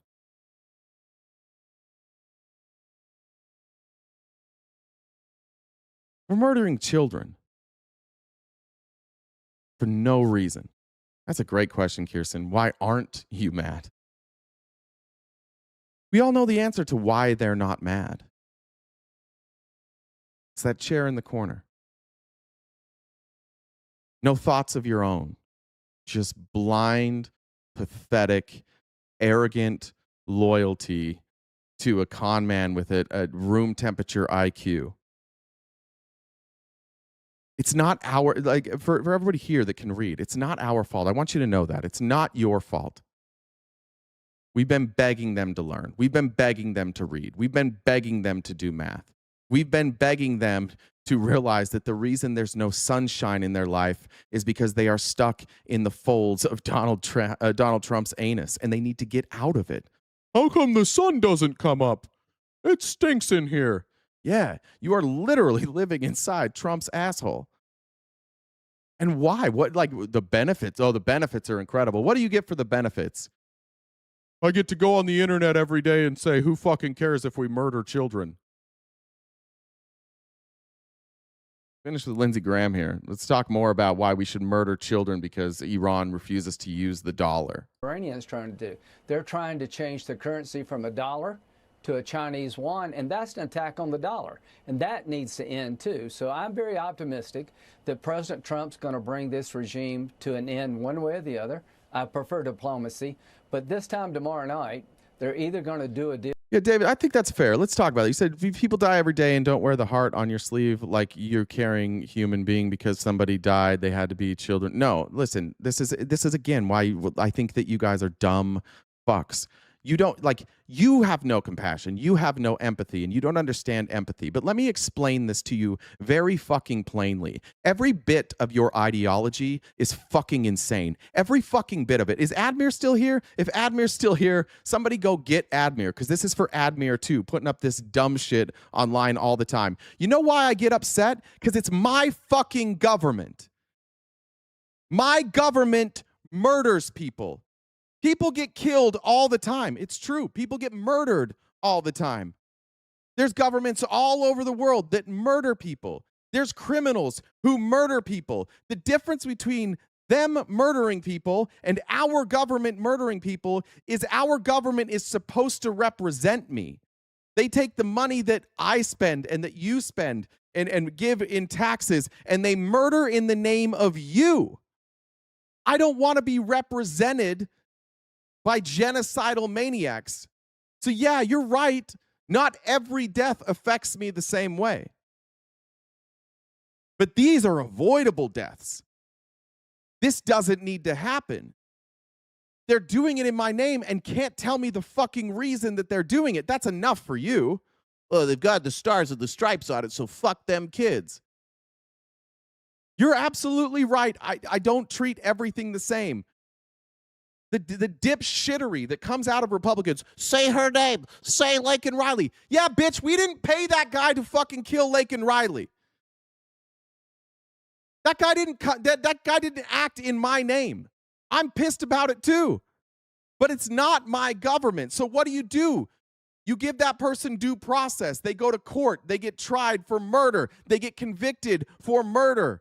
And depending on what state they live in, they get the sentence for murder. That's how this shit works. How come every time you guys every time you're making a comparison, you can't figure this the fuck out? It's always like, look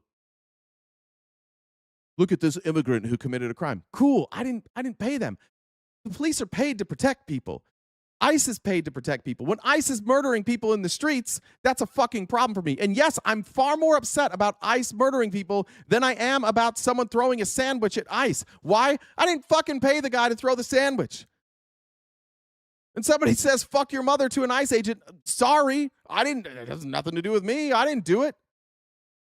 Why are you guys always so upset at the acts of individuals, but the horrific acts in your name using your dollars, suddenly you're like, oh, I don't care about that.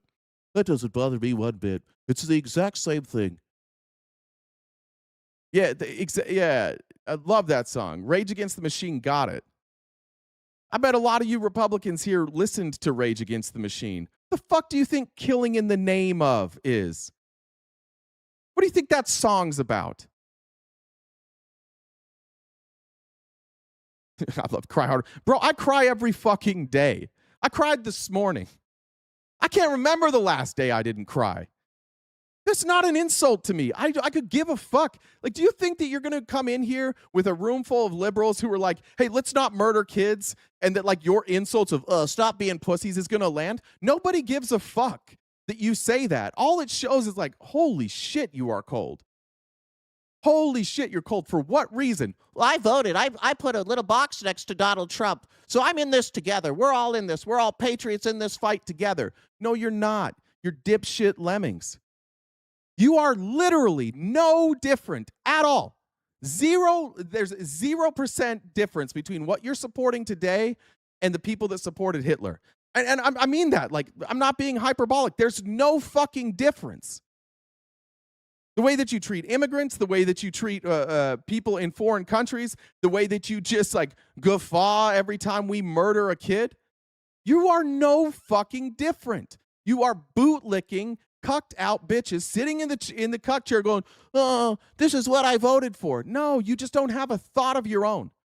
You don't have a mind of your own. You bury empathy, you bury compassion so that you can what? Be proud to wear your MAGA hat? Well, I've got a Trump flag, so I can't really talk about murdering children. It's more important to me that people see that I'm an asshole. And that's literally all of MAGA. Like, your entire agenda is, I hope everybody realizes what a fucking asshole I am today. And in case they're wondering if I'm an asshole or not, I'll jump on the internet and say boo-hoo about murdering children. Yeah, I get it, they're brown. I get it, you don't fucking care. They deserve to die because their government refuses to trade in the dollar. What else are we going to do? Deal that makes sense for the world and the region and for Iran itself, or we're going to blow them up. Yeah. As to So the now, Strait of Hormuz, what do we got? We got Mike Lawler. Oh, that's not what he meant. Lindsey Graham, like, that's exactly what he meant. Murder, murder, murder. That's all we're doing. This is a perfect, Chris. Yeah, it's a perfect thing. We're talking about murdering children. We're talking about kids dying, and you're like, oh, you had to make it a race thing. You fucking thin-skinned little bitches. I can't believe it. The thing that I'm upset about right now the most is not the murder, not the trillions of dollars that we're spending on this war. What I'm most upset about is that this guy brought up that it's brown children. That's what upsets me. What the fuck? That's crazy. That is a crazy position to take in this conversation. The thing that makes me the most mad is that he accused us of being racist. Well, the shoe fits, right? Here's Trump yesterday speaking to gaggle. This is a toddler throwing a tantrum. When somebody's in where Donald Trump is cognitively, you have removed the barrier that most of us have, where like we don't, we are careful with shit that we say. He doesn't have that anymore. There's no filter. As somebody who's regularly accused of not having a filter, I am worried about what happens to me as I get older. The great news is, when I get older and I don't have a filter, I'm just going to tell more embarrassing stories about myself. It's not going to all of a sudden slip out that I'm just like a huge fucking bigot sociopath. Donald Trump the other day said, I don't really care how good or bad of a person you are. If you like me, I will defend you. And then you wonder, like, why does he defend war criminals like Putin and Orban and Netanyahu? Why the soft spot for Xi? Because they realized he doesn't care. Like, just say nice things about him. It doesn't even matter if you do good things. Like, if you are legitimately an enemy to this country and you want to be treated with kid gloves, just tell Trump that you like him. And he's like, okay. The filter is gone. He's now telling you the truth. And ironically, the stuff we've been saying about him, that he's a narcissist and he's a sociopath and that he is like, he just likes people who praise him. He has a bit of a praise kink. And you guys are like, oh, that's bullshit. You guys just hate him because Orange Man bad. Now he's saying it and you're like, yeah, that's what I loved about him the whole time. You just shift your view. It's impossible to talk to any of you. You just shift it. He'd come out tomorrow and he'd be like, yeah, I did all that stuff with Epstein. It was great. I think the age of consent should be 11. You'd be like, well, those were old. That was back then. He found Jesus now. Like, yeah, that's not what he meant. What he meant is, I think the Iranians have nuclear weapons. Anyways, here's this insane press conference. CNN fake news. Are you willing to make a deal that does not include reopening the Strait of Hormuz, or is that now a top priority? I would say it's a very big priority because, see, that's one thing that's a little different than other things. We can bomb the hell out of them. We can knock them out for a little. It wouldn't be a priority if we didn't attack them, by the way, because it was open. So now our priority is undoing the damage that we inflicted on ourselves. Cool. But to close the strait, all you need is one terrorist that somehow has a truck loaded with, because you can carry them in trucks, large trucks, a water mine, drop them in the water, and now You guys know about trucks, right? You know where trucks can't drive? Water. Make fun of me some more, please. Call me dumb some more, please. You want to hear it again? trucks, large trucks, a water mine, drop them in the water, and now you tell people that own ships. Just drive your truck into the water.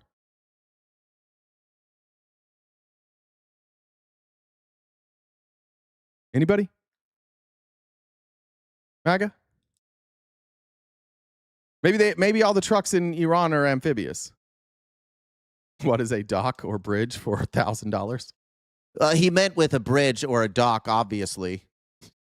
See how you have to do it? Why do you always have to interpret things? Why do you have to add shit? Why can't this guy ever say something that makes sense by itself? Why do you have to add shit every time? You see how silly that is? Ramboni, you're one of the dumbest people that's here every day, and you're smarter than Donald Trump. That should concern you. Ships that cost $1 billion to, don't worry about the mine. You can do that even just by saying we put mines in the water. So it's not like the rest. We can knock out their military. We already have.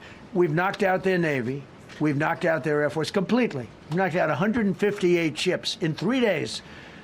We've knocked out even their mine droppers. They don't have any mine droppers anymore. But they. That's bad news because he thinks mine droppers are trucks, I think. So they might just be shooting trucks. Put them on other boats, and they could drop them. I'm not even sure they have any mines there, by the way. I'm not sure. I'm personally, they say there might be 8. I don't know. I think there might be none. Because yeah, fuck it, just guess. Yeah, just guess. Drive the boats through. There might not be any. They're very good bullshit artists. That's why for 47 years they've been bullshitting other presidents, and they haven't done the job. And people are living in hell. You live in that country, they're living in hell.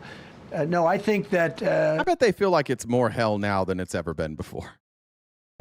47 years of this stuff is long enough. They're at the weakest point they've ever been. They have no Navy, they have no Air Force, they have no anti-aircraft weaponry, they have no radar.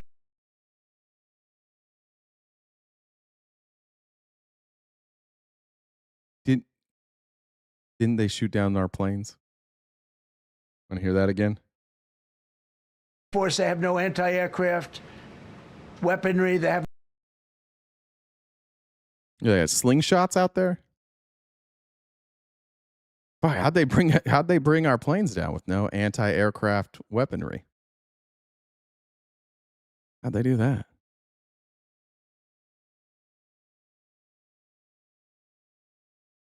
Anybody? No radar, they have no communication. In fact, the biggest problem we have in our negotiation is that they can't communicate. I said to Steve, what are they saying? Sir? Bro, they're putting out videos on Twitter every fucking day. They're on the news. They're on goddamn CNN's interviewing them. What are you what is this guy talking about? He's acting like they can't communicate, like there's no walkie-talkies, no phones, no internet, nothing. They're on. I watch them. Iranian leaders are on the news every single day. They send emails. He wants you to believe that Iran has been knocked into like a primitive state and that they're somehow taking down our airplanes without any anti-aircraft weaponry. This is the face of a psychopath. They can't communicate. They have no method of communication. So we're communicating like they used to communicate 2,000 years ago with children, bringing a note back and forth. They have. That's what they're doing.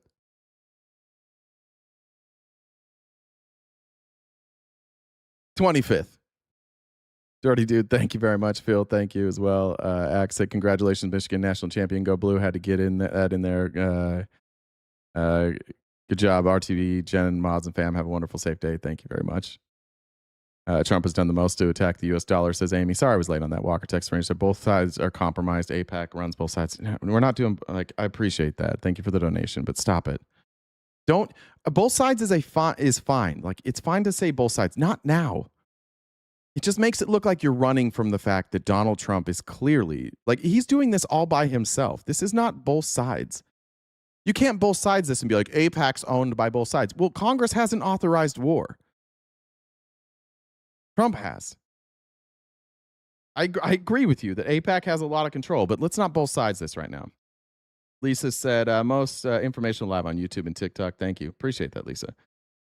Nomad Girl said, thank you so much for all that you do. I've learned so much. Thank you. I've also learned so much. Trump just wants his name on the deal. Not Obama. Yeah, that's what they ought to do. Just write the Iranian nuclear agreement.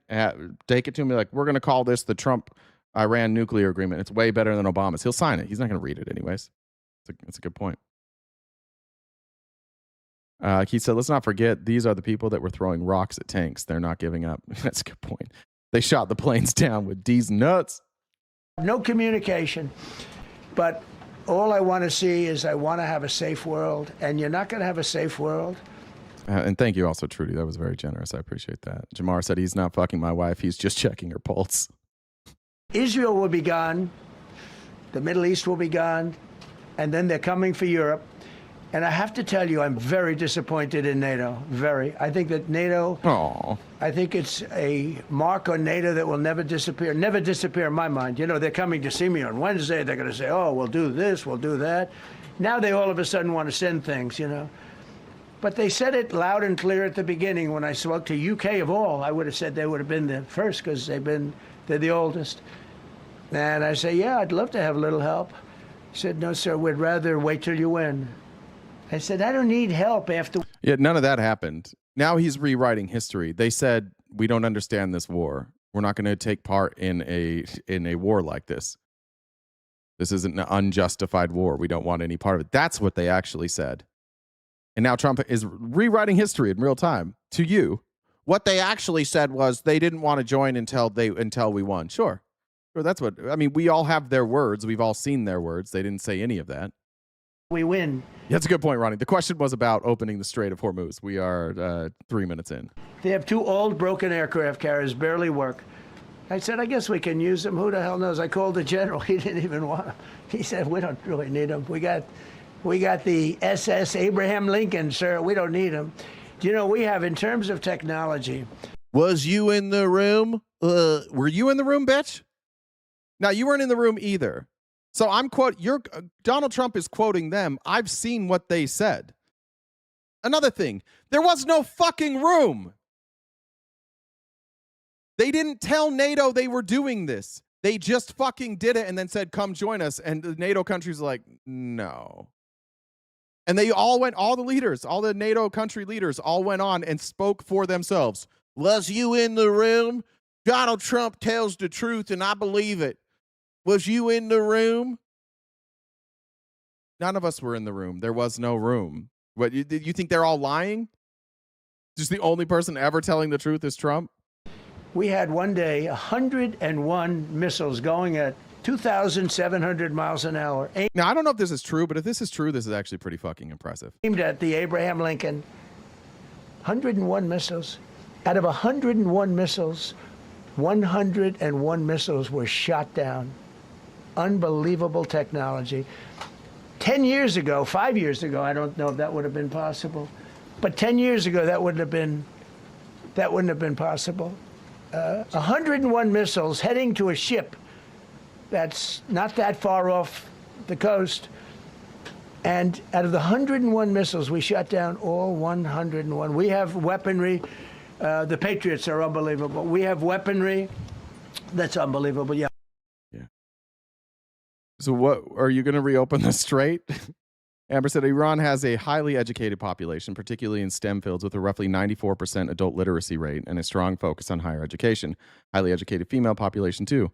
That was a very insightful comment, followed by Jamar saying they're knocking down our planes with golf balls like they're at Top Golf. Ronnie, thank you very much for that donation as well. Appreciate it. They're just wishing them down. Come down! And then they do. Look, if they're taking out our planes without anti-aircraft weaponry, then perhaps their God is the correct God. Because it seems like their God is taking down the planes for us. Thank you, say Chrissy. 14 months as a member. I appreciate that. All right, I'm moving on. 11:30. All right, there's more of this. This is a good question. And this is an easy one. Do you think God would support this war? Of fucking course not. Of course God would not support this war. God doesn't murder people for saying mean things. God wouldn't be murdering schools for no reason. But good question to ask Trump, the lifelong Christian. Very much. You've said glory be to God in this conflict. Do you believe that God supports the United States' actions in this I do, war? because And have you God sought is his good. direction? Because God is good, and God wants to see people taken care of. God doesn't like what's happening. I don't like. Nobody being murdered over here. God is good, which is a weird thing. I don't know why Christians say that. Like, isn't he great? Feels like good's underselling it. Never understood that one. God is good. God's all right. He's pretty good. Pretty good guy. You think God wants us just murdering children because Iran had a nuclear program? What's happening? Everyone says I enjoy. I don't enjoy this. I don't enjoy. These two guys Thanks, don't Shane. enjoy it. You know, people say, Thank you. "Oh boy, they're so tough." They don't like. I don't like seeing people killed. Pete Hegseth, who he's pointing to right now, said, "Kill all Muslims." Outside of being day drunk on TV and abusing women, there might not be a single thing that Pete Hegseth wants to do more than kill Muslims. Loves killing Muslims. It's what he's been wanting to do. He is a crusader. He has crusader tattoos. Pete Hegseth wakes up every morning and thinks, how can we kill more Muslims? Don't tell me he doesn't like this. This is a dream come true for him. I've ended 8 wars. Nobody's ever done it.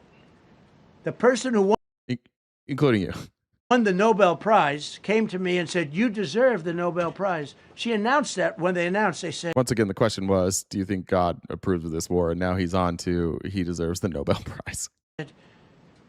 Goes to Maria. She's a great person, really a good person. She said, no, this is ridiculous. They gave me the Nobel Prize. President Trump ended 8 wars. I could go over every one of them, including India and Pakistan, where both sides have said he had nothing to fucking do with that. It's like, yeah, he didn't do that. Prime Minister of Pakistan said President Trump saved from 30 to 50 million lives. Later, when he came. During the negotiations, he didn't. Then he came here and he's like, oh, actually, you did it. When did Trump do this? He never sat down with them. How did he end these wars without negotiating with any of them? How did that happen? Just by proxy? That makes me much happier than what we're doing right now. That makes me much happier. We have one more to end, by the way. One? One? We're still murdering Palestinians. We got a new war in Iran and then Russia, Ukraine. Just which one of those is he trying to end? You want me to go over them? Yeah. He can't remember all 8 wars. There's no shot he can remember all 8 wars. All right, let's keep going with this press conference. How about this? The threats that Donald Trump is making, talking about attacking civilian infrastructure, are war crimes. We have laws, international laws, and the United States largely just gets to do whatever they want because we're the United States, and what the fuck's anybody going to do to us? And that's a terrifying prospect, because what if a madman becomes president? What if somebody who doesn't mind committing war crimes becomes president? What's anybody going to do? Nothing. That's why our president and these MAGA sick fucks here in the chat are advocating for war crimes. Because it's really about like just dick measuring. I'd have them stay away. Thank you, Mr. President, for the question. Deliberate attacks on civilian infrastructure violate the Geneva Conventions and international law. Who are you with? I'm with the New York Times. Zolan from the New York Times.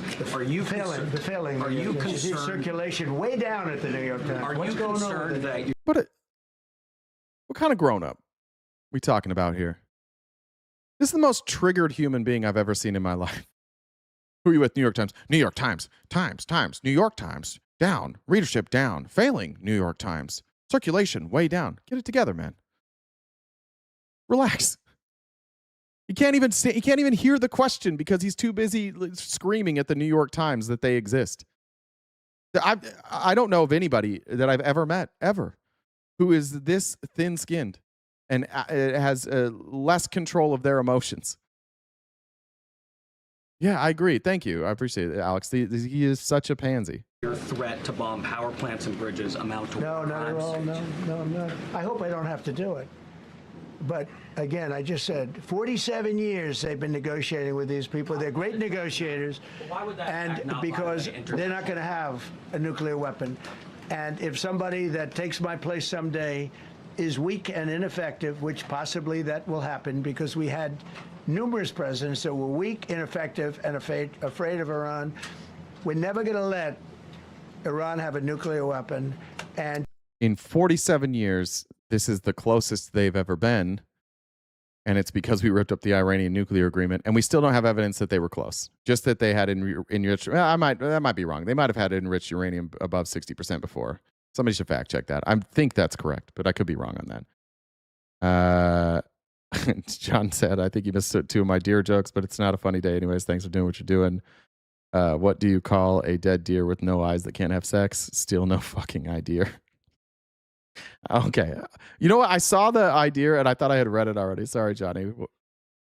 And I read the other one.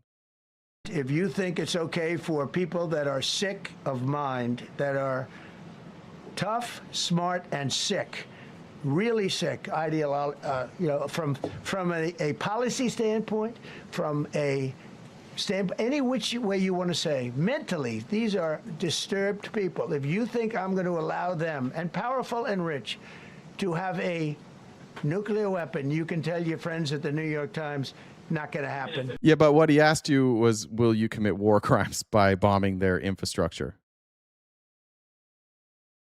Can't answer a question? Stable genius up here? The question was about whether or not he was going to commit war crimes, and he's talking about nukes and the New York Times circulation numbers.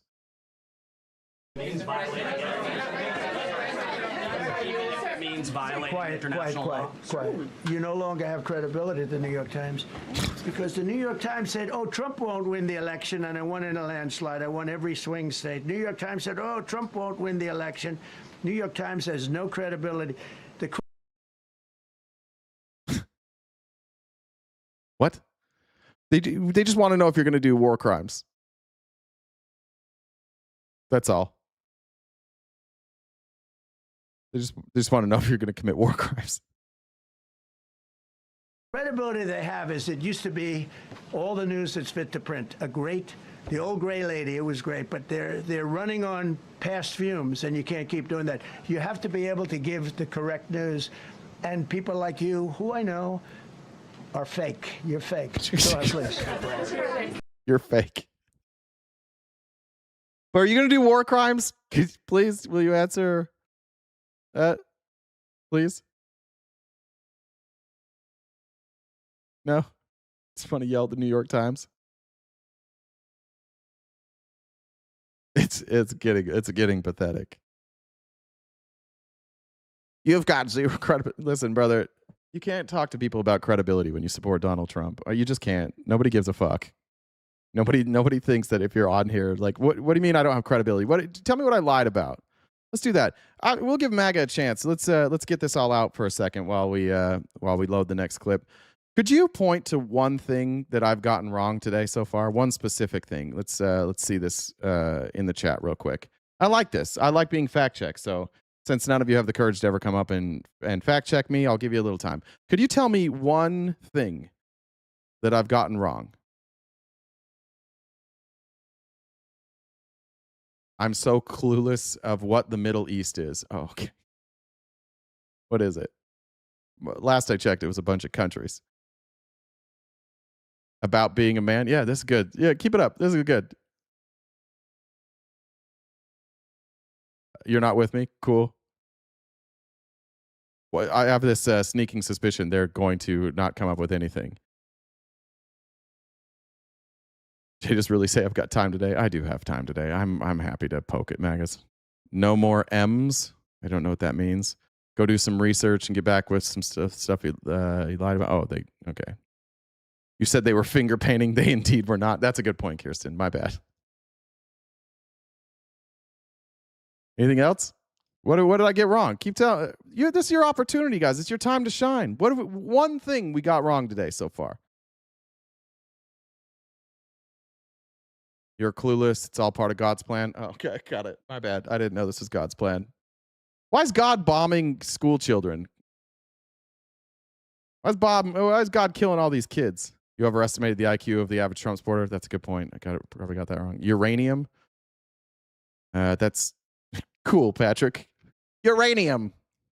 Yeah, I guess I got uranium wrong. You got wrong that it's getting pathetic. It's been pathetic. Okay.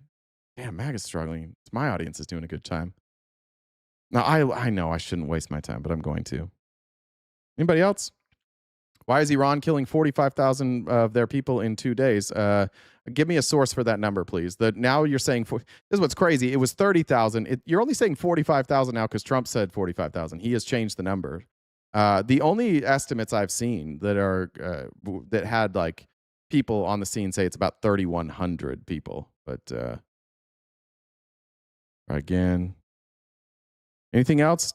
I'm not as smart as I think I am. Okay, cool. But what did I get wrong? You're never wrong. Great. But if I'm wrong, somebody's got to tell me I'm wrong. So anything?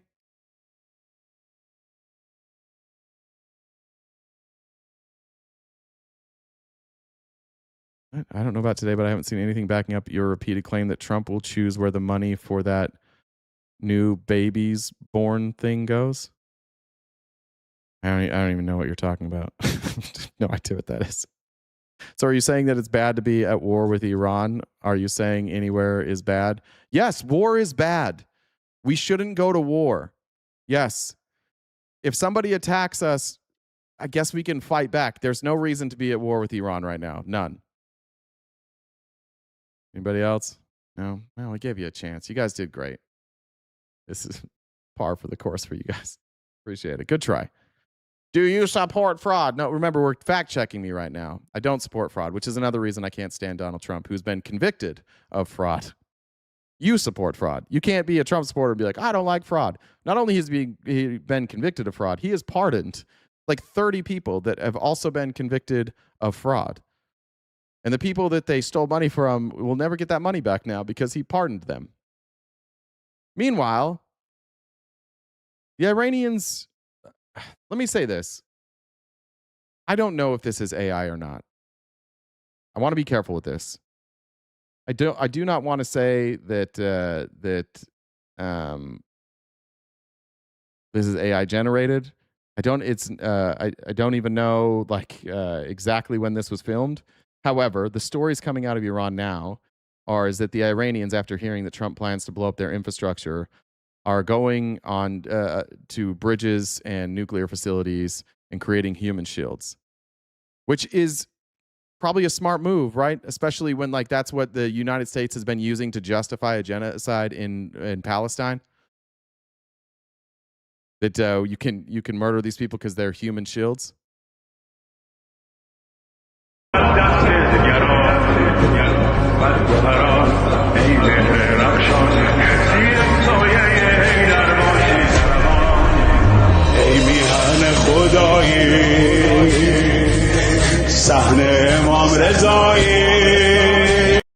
Oh, the $1,000 for babies born after January 1st, 2025. I don't think Trump will decide where that money goes. He said it. Trump said he will determine. You can go look at the announcement of when Trump announced that. He said he would decide which funds that money goes into. Scott Bessent also said that. So I don't know what they're doing with it, but that's what they said. I was just quoting them. I also don't know where they're how they're choosing that, but that's what they said at the beginning. Here they are surrounding a power plant. I'm going to turn off the sound.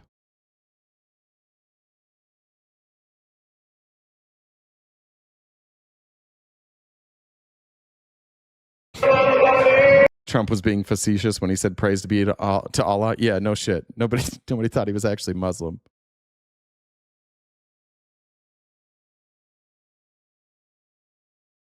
Anyways, good for the Iranian people.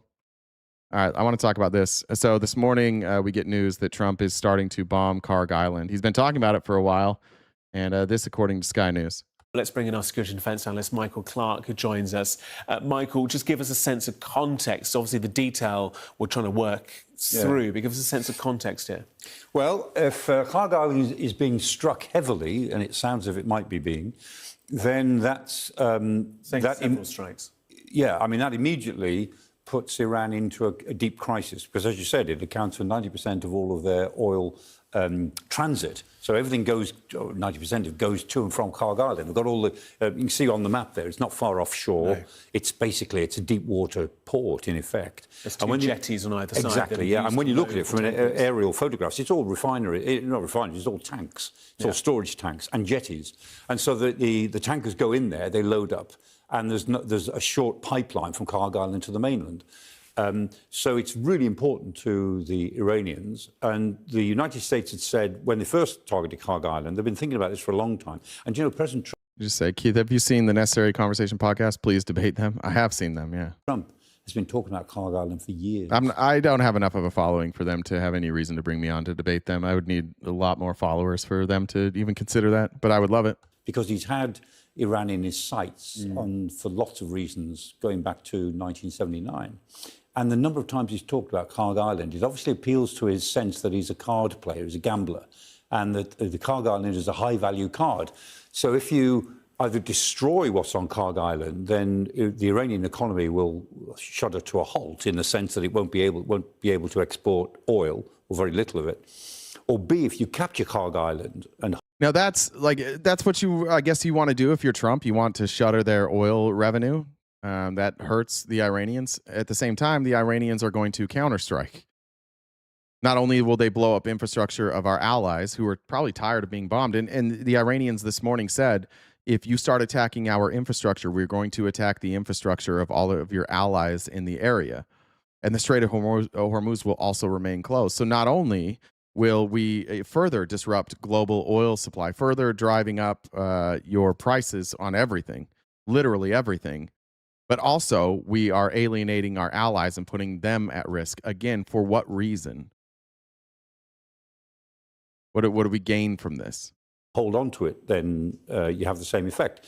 Now, the American attack on Karg Island early on, I think it was on the second week of March, if I remember rightly, really attacked the air defense elements, because the IRGC had certainly protected Karg Island, and so the Americans attacked it fairly extensively to make it indefensible for the Iranians, but didn't touch the oil facilities.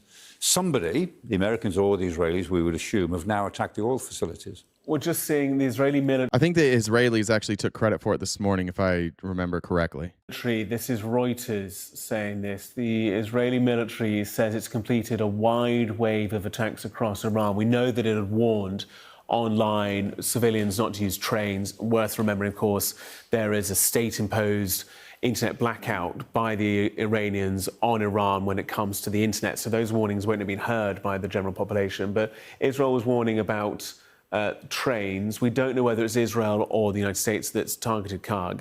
There are also housing. Again, somebody can correct me if I'm wrong, because it's been a few hours now, but at the time I started, I believe Israel was taking credit for that attack. Developments on Karg Island. There's also an airfield on Karg Island. There is other infrastructure alongside. There is. Well, people work there. Yeah. I mean, a lot of workers have to operate. So we're unclear as to exactly what's been targeted. That's actually a really good point. Who was that? That was John Smoot said that. We all know how this ends.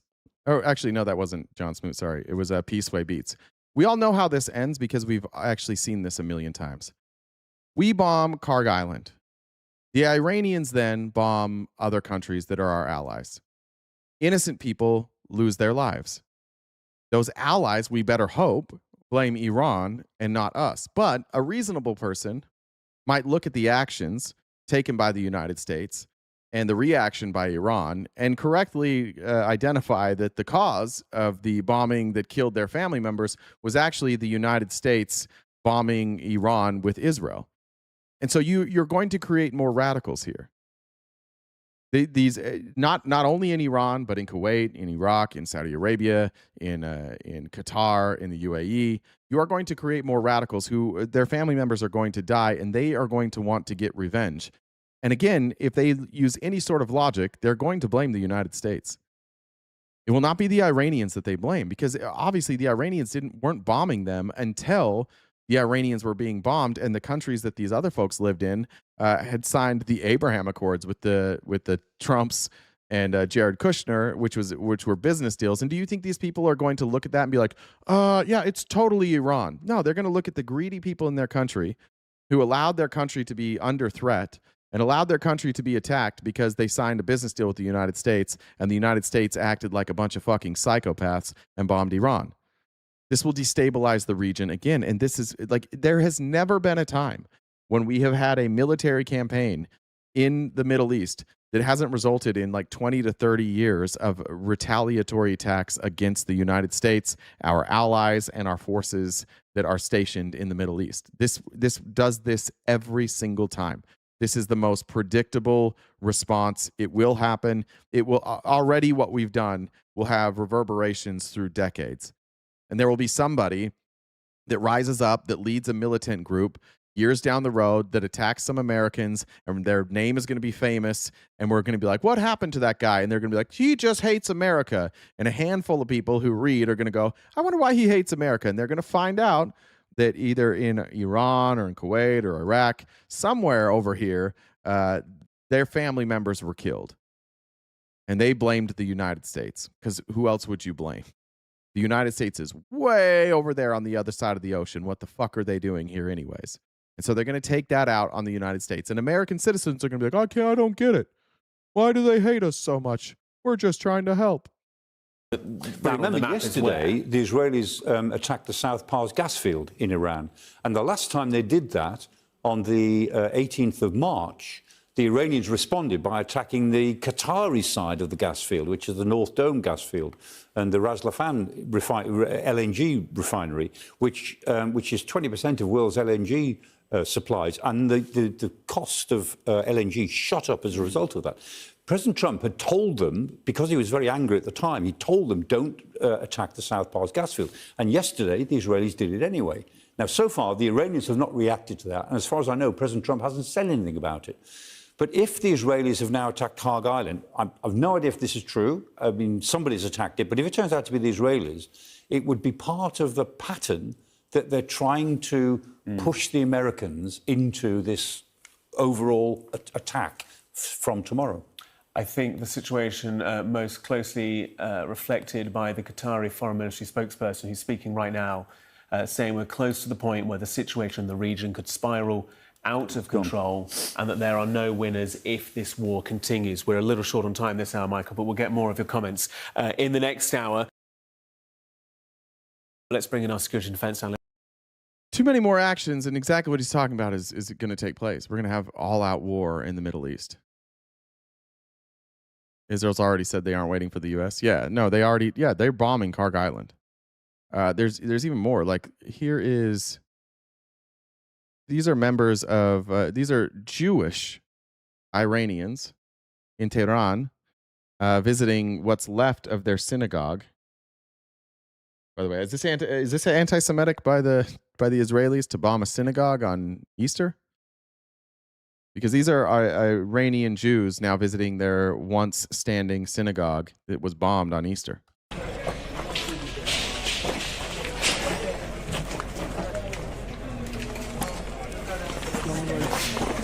How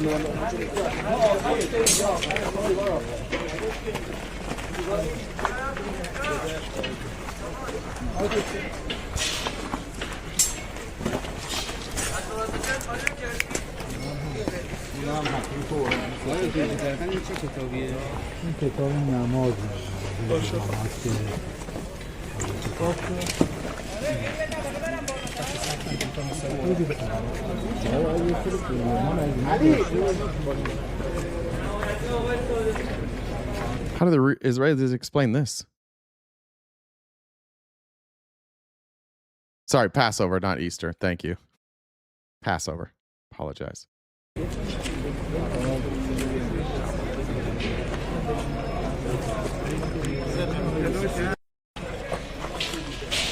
you. A lot of you corrected that. Passover, not Easter.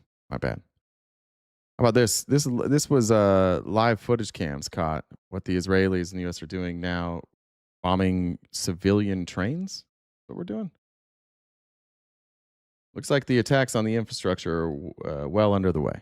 Thanks so much, Tohud. That's Tohud Asadi for us there in Tehran. I just want to bring your attention to some of the pictures that we've just received into our newsroom. These are rescue workers, search and rescue workers in Crusade, Iran. We understand there have been multiple attacks on railway lines, which is exactly what Israel and the United States had threatened earlier in the day. It certainly appears like they are following through now on those threats. As I mentioned, these rescue... Those are war crimes. ...workers taking away the injured from an attack on railway lines in Crusade in Iran. Thanks so much, Tohud. That's Tohud Asadi for us. All right. Here's what Al Jazeera now reporting that Iran has announced that they will be attacking back, and here's what they're saying. According to the King Fahd Bridge Authority, they've suspended operations as a precautionary measure. I mean, when you look at the context, we heard Tawheed talking about... What were my feelings on 9/11? I was in 10th grade, and I remember thinking, God, we got to get the people who did this. And then we went to Iraq, which had nothing to do with the 9/11, and then we went to Afghanistan, and eventually we found Osama bin Laden in Pakistan. So your anger and your feelings may be justified when there are terrorist attacks, but that doesn't mean that we should just do dumb shit. Right? Like, why the fuck did we go to Iraq after 9/11? What was the point of that? Oh, yeah, weapons of mass destruction, right? Who led us into that? Was Netanyahu again? Did we find those weapons of mass destruction? Nah. We didn't find those weapons of mass destruction, did we? Did we find any nukes here in Iran? Nah, we don't have any evidence of that either. According to the King Fahd Bridge Authority, they've suspended operations as a precautionary measure. I mean, when you look at the context, we heard Tawheed talking about a bridge being targeted in Iran a few days ago, the B1 bridge. After it was hit, we immediately saw Iranian media publish a list of 10 bridges in the region that would be targeted in retaliation. 9 of those bridges, Riley, are here in the Gulf. That includes the King Fahd Bridge. It also includes the Sheikh Jabir Causeway here in Kuwait. So, this is what we've seen consistently since this war started. Attacks happen in Iran. Iran retaliates here in the Gulf. So, I think this is a precautionary measure for the safety of people. That's the reason the Saudi Arabians have decided to suspend operations there. How long do you think our allies are going to be willing to have all their infrastructure bombed in the name of the United States? How long do you think they're going to put up with that? How long do you think their people are going to be like, yeah, we're doing this for the United States? We got to figure out some sort of strategy here. What's Trump going to do? Is he going to nuke them tonight at 8? Is that the plan? We're going to be tonight? Are we all going to be looking at nuclear war?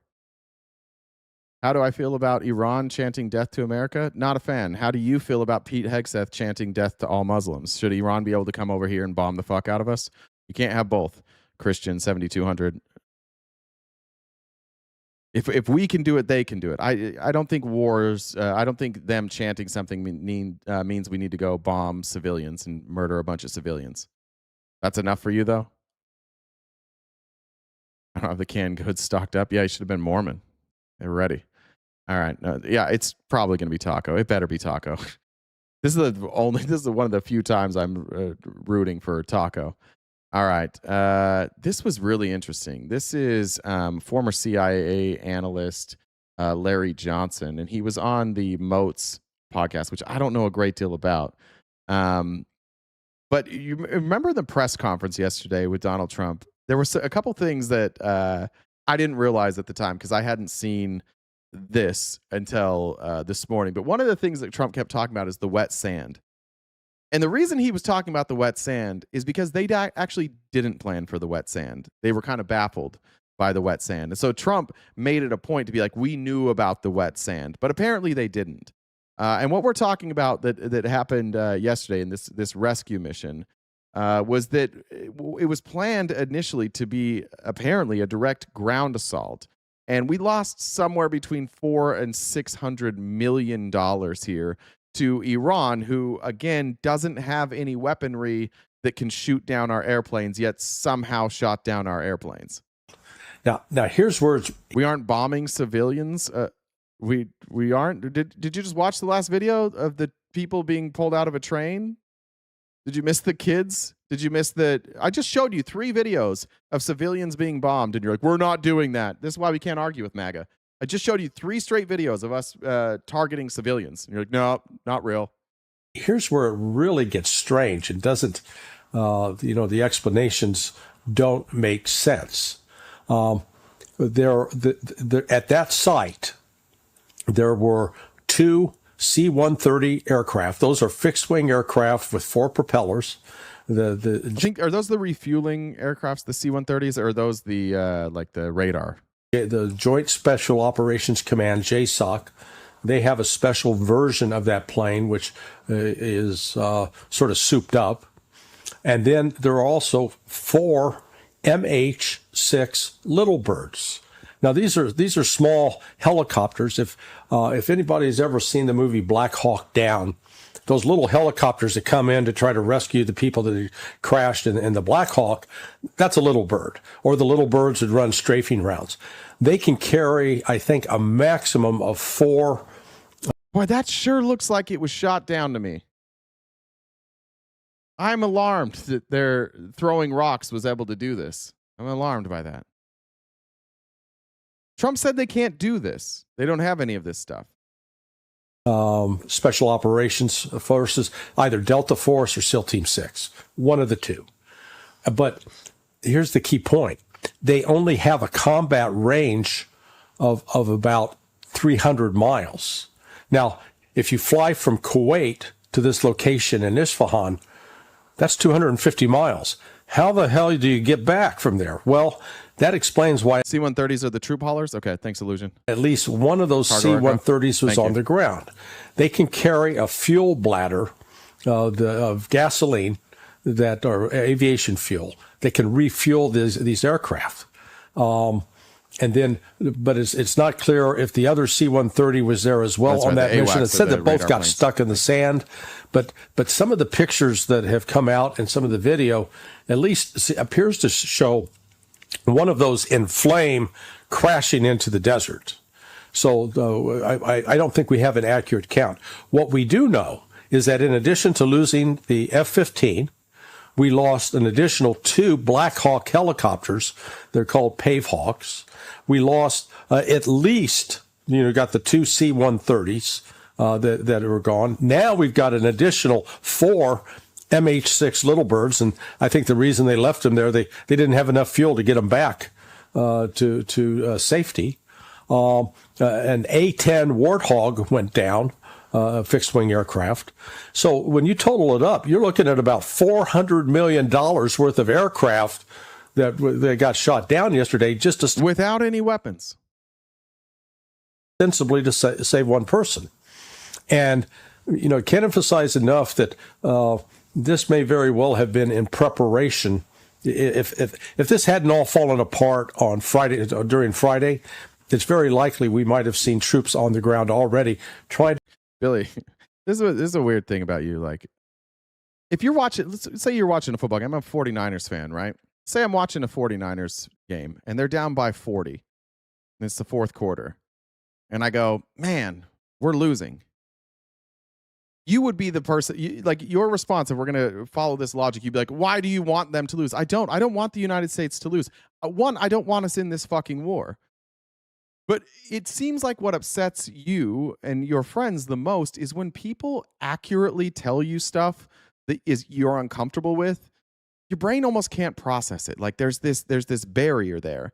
And you have, I think you've protected yourself to the point where any negative information that is coming towards you, you just deflect. And they've actually done studies about this. There are multiple studies over decades of the difference between people who are conservative and people who are progressive, and the brains and the way their brains function. And the reason that you guys are often viewed as happier or optimistic is because you refuse new information that goes against what you already believe. And so you create this bubble around yourself where like information doesn't penetrate. And those people that are progressive, and a lot of us that are progressive, tend to be neurotypical.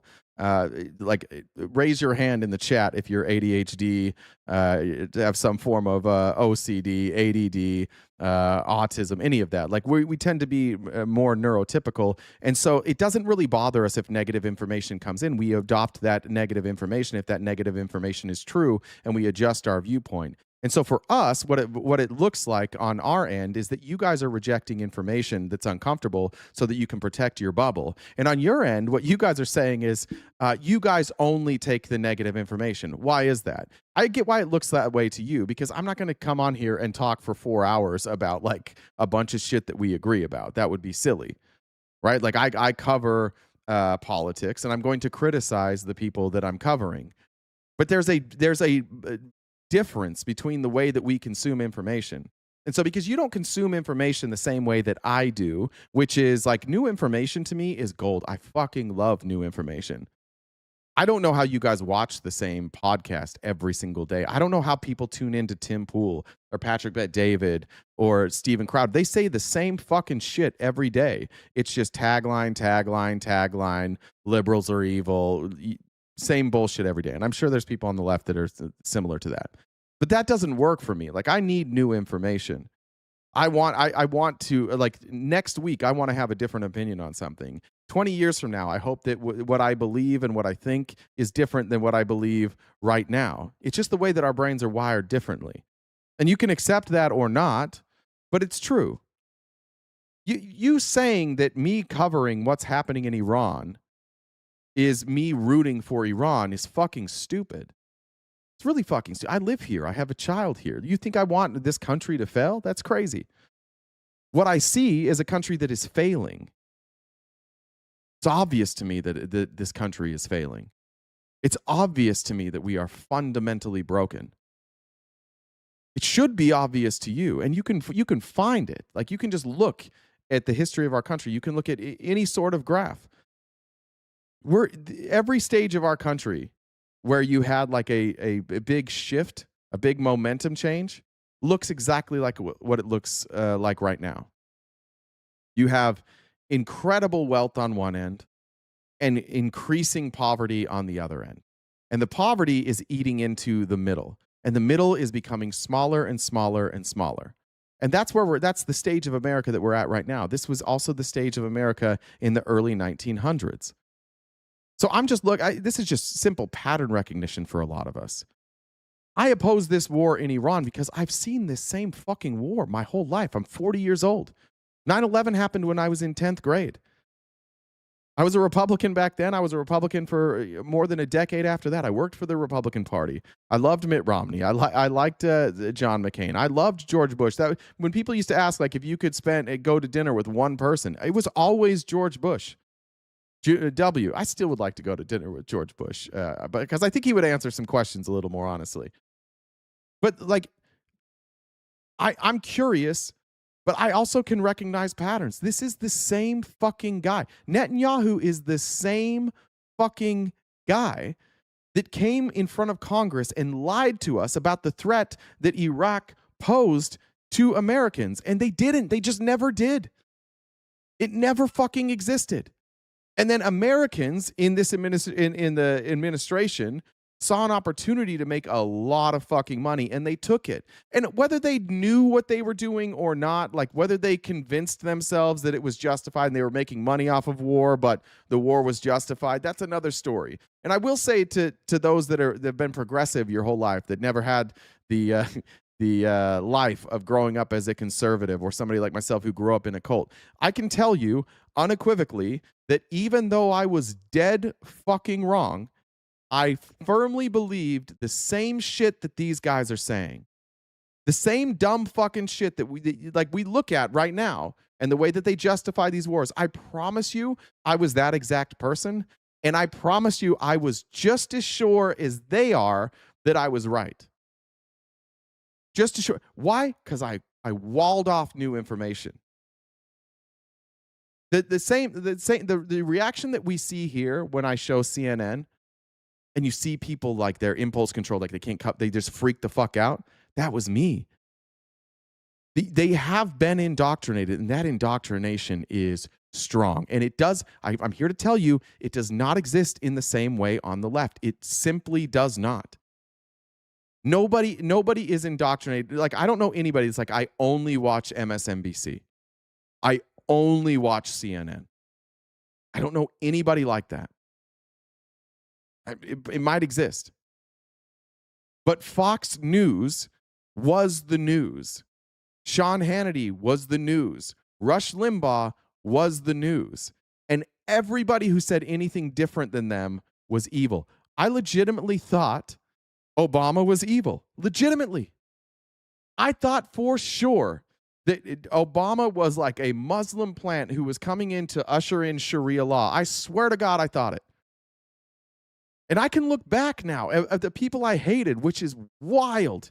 When I look back at the people I hated, who did I think were the heroes? You know who I thought was misunderstood? Richard Nixon. You know who I thought was the greatest president? Ronald Reagan. You know who was a piece of shit? Jimmy Carter. Oh, fuck Jimmy Carter. That was a bad name. Jimmy Carter? What a failure. And then now that I'm out of that and I look at Jimmy Carter, it's like, oh, the guy that was so worried about ethics that he like got rid of his peanut farm? That Jimmy Carter? The Jimmy Carter who, after he left office, just dedicated his entire life working with Habitat. I think it was Habitat for Humanity, right? Just building houses. He's like in his 90s out there like building houses. That was the guy I was supposed to hate. It is crazy how easy it is to manipulate you into thinking that the bad guys are the good guys. These, like, Rush Limbaugh was a sick fuck. Bill O'Reilly was a sick fuck. I don't think Sean Hannity even has like the same level of accusations as these guys, but go look at the accusations against them. Go look at the racism and the bigotry that they regularly espoused.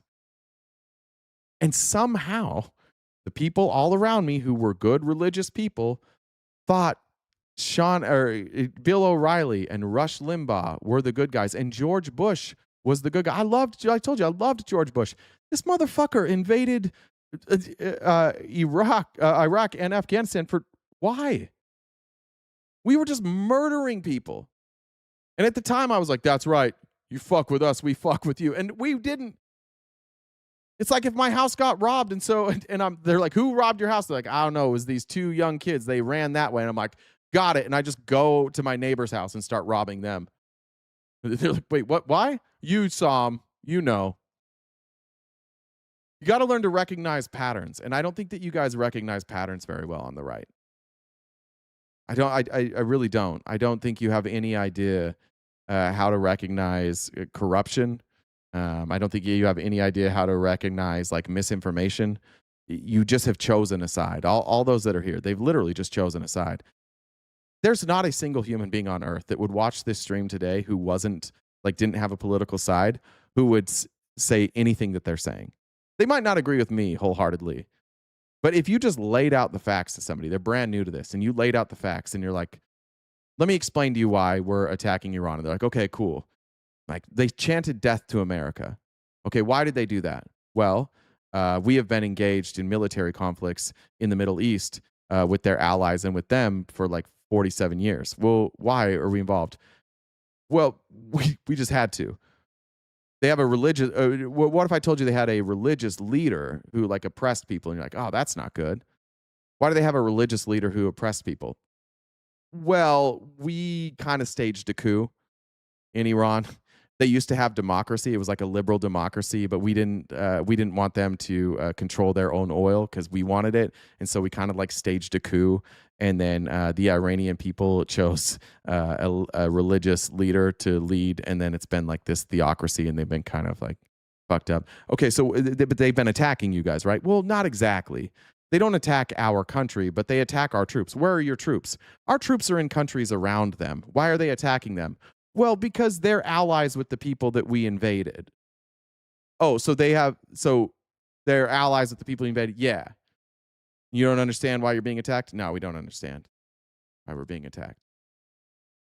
Nobody would side with you guys. The only way to land where you're at as Republicans is to be completely indoctrinated into thinking Iran bad, America good. And so then you don't have to address any of these concerns. You don't have to address any of the facts. If you think for 1 second that Iran just hates us because of freedom, you're exactly who I'm talking about. And I was you. I've been you. It's a dumb fucking take. It is a remarkably dumb fucking take. Just think about it. Would you ever attack somebody because they have some sort of like something that in their life that you don't like? Or excuse me, yeah, that you don't like, so you just attack them? Most of us wouldn't. Only psychopaths do that. What do we think? The entire country of Iran is just psychopaths that don't like America because our women aren't fully covered? You really think that that's why they're attacking us? No. That's who they were when we staged a coup in their country and tried to overthrow their government. And what the fuck do you think is going to happen now? We overthrew their government again. More radicals. If you can learn, MAGA, to get outside of your own beliefs for a second and look down on the facts, and if you could be honest with yourself about your arguments and not have it so tied to your pride, you would realize how stupid this is. You know why like everybody is against this war? You know why it's the most unpopular war that we've ever had? Because it's obvious. It is so obvious that even people who historically would have supported this war can't, because this administration cannot point to a real threat. They can't point to like anything that triggered our invasion and our bombing. They just keep saying, "Oh, they could have had nukes," and we're like, "Wait, what? Where are they?" We're not telling. They're hidden. They probably hid them. So you don't know. No, but we were pretty sure. Who told you? Israel. Oh, okay. The same people who told us about weapons of mass destruction in Iraq, right? If you could do it, and I hope that one day you guys learn to do this, but get outside of your own views and analyze them that way, and you will stop being MAGA almost immediately. Nin said, "My Antifa dudes love y'all." Thank you very much. Check comments here. Okay, got those. And Lee said, "Enjoy your long weekend." Thank you. Appreciate that. I will keep playing. To conduct a special operation against the nuclear facility at Natanz. Now that may be delayed. I think Trump, in his insanity, we had the movie about the madness of King George from the American Revolution. Well, we can update that part two with the madness of Donald Trump. I mean, he has literally, the liver has slipped off the sausage there, or off the cracker. It's just no longer intact. But he's going to probably order a ground operation, and now it's up to the military chain of command to decide: are we going to follow this order? Is this a lawful order, or are we going to resign in protest? Because anything else at this point is going to result in more American casualties. And the claim that they just rescued this one pilot, again, here's what doesn't make sense. Why didn't they just send in the one Black Hawk? 777 CP Willie said, "They do hate us and was personally fired on by Iranian gunboats. You have drank the Kool-Aid." I never said that they didn't hate you. Where were you fired on, 777? What state were you in when the Iranians fired at you? We'll stop this for a second. I think this proves a good point. Where were you? And I'm trying to engage honestly. I know you're not in the United States. Where were you when they shot at you, these Iranian gunboats? Desert Storm. Okay, gotcha. Do you think you would have been fired on if you weren't in Desert Storm? Why did we invade in Desert Storm? Why were you over there for Desert Storm? What was the justification of that war? Or I guess invasion, whatever we call it.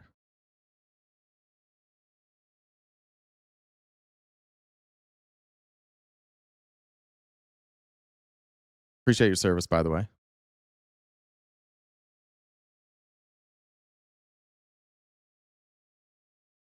Do you know?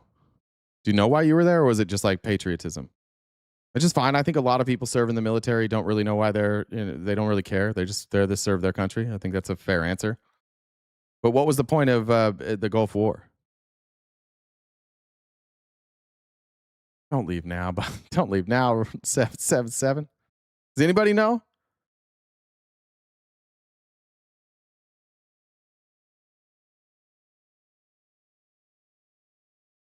Because Saddam invaded Kuwait, right? Why? Why'd they invade Kuwait? What was their? What did they say? They were drilling in Iraq's oil fields, right? So there was this disagreement between Kuwait and Iraq. So why were you there? Why was it necessary for you to go over there? Did you leave? Are you still here? You guys can answer too, MAGA. Explain it to me.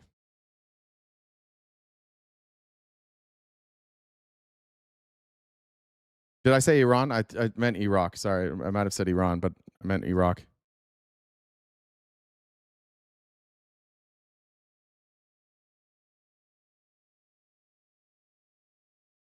Nothing? So what were you there for? And I think that's the point, right? You're safe if you're here. You're not safe over there. Do they hate you? Yeah, you're the enemy. Right? Like they were I think they were fighting with the Kuwaitis. But here we don't ever get attacked by Iranians. That's the point. That's the lesson we need to learn. You shouldn't have been in harm's way. Our government said, "Fuck you, dude. We don't give a fuck." They risked your life for what reason? To help to keep us safe? You didn't keep us safe. We were good. Doesn't that, like, I don't want to diminish anybody's service. I appreciate anybody's service. I certainly didn't. I don't want to diminish your service. I don't want to say that you didn't do it out of patriotism or love for your country. I believe that most of you probably did. However, isn't there part of you that's like, why is my government so willing to sacrifice me and I can't even explain why the fuck I'm there? Our military has to be feeling like that, at least some of them. Like, wait, what are we doing here? What's the plan? What's the goal? We're fighting. Why are we fighting the Iranians again? What about those Americans whose lives were lost? Did those lives need to be lost? What do we get? What about 9/11? 9/11 was funded by the Saudis.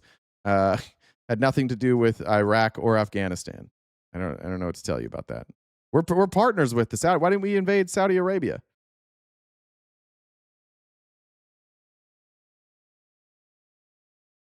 That's all I'm pointing out. Anyways, we'll keep going. To grab this guy off the mountain. Oh, sorry. Let's not forget Netanyahu was on his way to prison at the end of Obama's term. Now he's back in the government. That's a good point. Yeah. Netanyahu's just been avoiding prison. He's just like, let's go to another war. Then I won't have to go to prison. How about another war? How about another war? How about another war? If he's up on the mountaintop, you can hover, lower a PJ, the rescuer from the Air Force, and haul him up into the bird. But no, they had to send out 4 little birds, which means there must have been some sort of firefight. And we have no information actually about the number of actual casualties that were caused. So it's just, yeah, go get yourself a big bucket of cold water and keep pouring. It's a very confusing war. Nobody seems to be able to make any sense of it. It seems like every time the government turns around, they're lying about something. They lied about bombing that school. They tried to blame Iran. I mean, how many more lies are you guys comfortable just gulping down?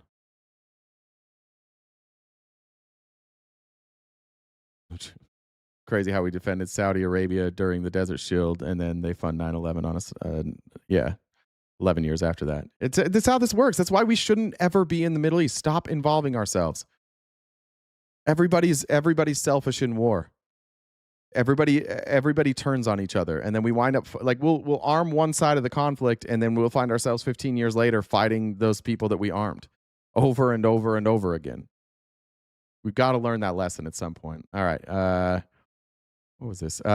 We have actually now have articles of impeachment being filed. That's not the right one. Where was that? Yasemin Ansari is the one that's filing them, but where did it go? I thought it was that one.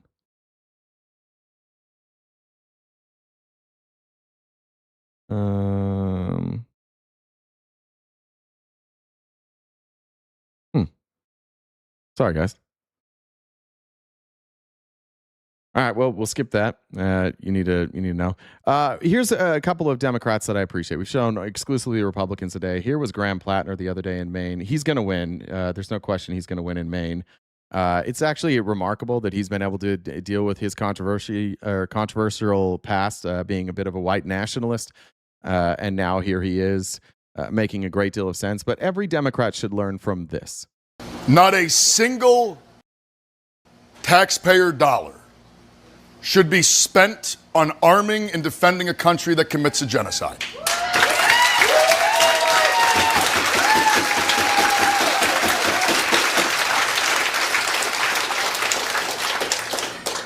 I would absolutely support Senator Sanders' bill to restrict military aid, but I'll be entirely honest, looking down the road, this is a nation that right now is exterminating people. It is going to be very difficult for me to ever be able to look at them again and see someone that we should be working with closely. An immense amount of work is going to have to be done, in my opinion, to fix that relationship, because what I am witnessing now is the height of horror. And the fact that it is being done by bombs that are built in this country and paid for with our tax dollars is utterly unconscionable, and it needs to end. Yeah, some people asked about his white nationalist past. I don't want to sugarcoat it. So it is what it is. Some people said that somebody has mentioned it's military brainwashing. What he claims is it was part of like the military culture, and he fell into it, and he deeply regrets it. He had a white nationalist tattoo. I've always said, like, if you're a white nationalist, you can stop being a white nationalist, but that doesn't mean that everybody has to forgive you and forget. So I think that rightfully so, there's plenty of people who may never support Graham Plattner. I'm never have that choice. I'm never going to be in a position to vote for him unless he runs for president. So there's plenty of room for opinion on Graham Plattner. But what he said there is what needs to be adopted by the Democrats going forward. It's not that you can't support money going to Israel now. It's that what's it going to take? Like, how long are we going to hold that line before we ever trust them again? Yeah, that's fair. S-Papas, I have a racist past too. It's fine. I've been pretty honest about that. I was pretty racist as a kid and as a young adult. I said and did a lot of hurtful and harmful things. I mean, I worked for the Republican Party, so I think I just explained to you that I used to think Obama was a radical Muslim who was going to usher in Sharia law. It's entirely based on racism and stereotypes. Keith said when Obama first met with Benjamin Netanyahu, look at the face Obama was making at Netanyahu. Yeah, he didn't like him. Netanyahu was pissed as hell at Obama because Obama did the Iranian nuclear agreement. And Netanyahu forever has just wanted war with Iran. He's not looking for peace. What is a white nationalist? Somebody who, a nationalist, right, who believes that there is like a, they don't necessarily have to believe in an ethno-state, but somebody who believes that there is something inherently white about America and that the culture of white, generally Christians, should be the national culture of this country. There's a broad spectrum of what white nationalism can be. It can go all the way from like it should be a completely white nation to birthright citizenship if you are white and American, but not if you're not white and American, to even just something as simply as like, the Andrew Wilson shit where he's like, oh, whites are just better. They have higher IQ. They build better culture. They build better communities. So we should keep white people in power. It's a broad spectrum, but essentially like some variation of white people are better and so they should be in charge, or white people, even if you don't think better, are preferable, so they should be in charge. All right, moving on here. Okay, when we were talking earlier about Trump not being able to keep the mask on anymore. Like, the number of Iranians that were killed in those protests, there is no credible source that I have seen anywhere near 30,000 people. The sources that I have seen say it's around 3,100 people. And what the Iranians say, what the Americans say is that the Iranian people rose up to fight against their own government. And 30,000 of them rose up and tried to take over the government, and the Iranian government murdered them. What the Iranians say is that number was 3,100, but these people were sponsored by Israel. That Israel was arming them, training them, and also kind of like on what we saw on January 6th, where you had like the Proud Boys and the Oath Keepers kind of pushing everybody forward, getting everybody worked up. And a lot of people who maybe didn't show up that day to do anything crazy wound up doing crazy shit. The Iranians have said that these people were obviously funded by Israel, and it was a staged coup, and they knew that they would probably die, and they would use that as justification to invade Iran. Believe whatever you want to believe. But Donald Trump now is accidentally telling the truth. And what our president let slip is that we helped, that we were giving guns to these protesters. And they haven't told us that before, but now Trump's letting it slip. Now, the president also provided new details on what happened earlier this year as the Iranian regime took to the streets and slaughtered what the president tells me is 45,000 civilians in their own country. After that took place, President Trump told me the United States sent guns to the Iranian protesters. He tells me we sent them a lot of guns. We sent them through the Kurds, and the president says he thinks the Kurds kept them. So his argument here is they would have been successful, but the Kurds kept the guns and didn't give them to the Iranian protesters. Now, is this true or not? I don't know. I never know with Trump, but he's saying it. He went on to say, we sent guns to the protesters, a lot of them. And so a number of headlines here from my conversation with President Trump.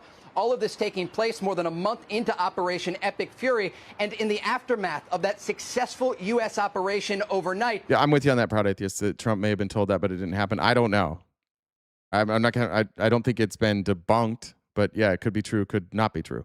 To rescue that stranded U.S. service member inside Iranian territory, the president himself ordering that operation after the CIA came on Saturday morning and confirmed that they located where this crew member of an F-15 that was shot down on Friday was located. Again, the president making that decision to send in hundreds of U.S. special forces deep into Iranian territory and successfully retrieving that U.S. service member.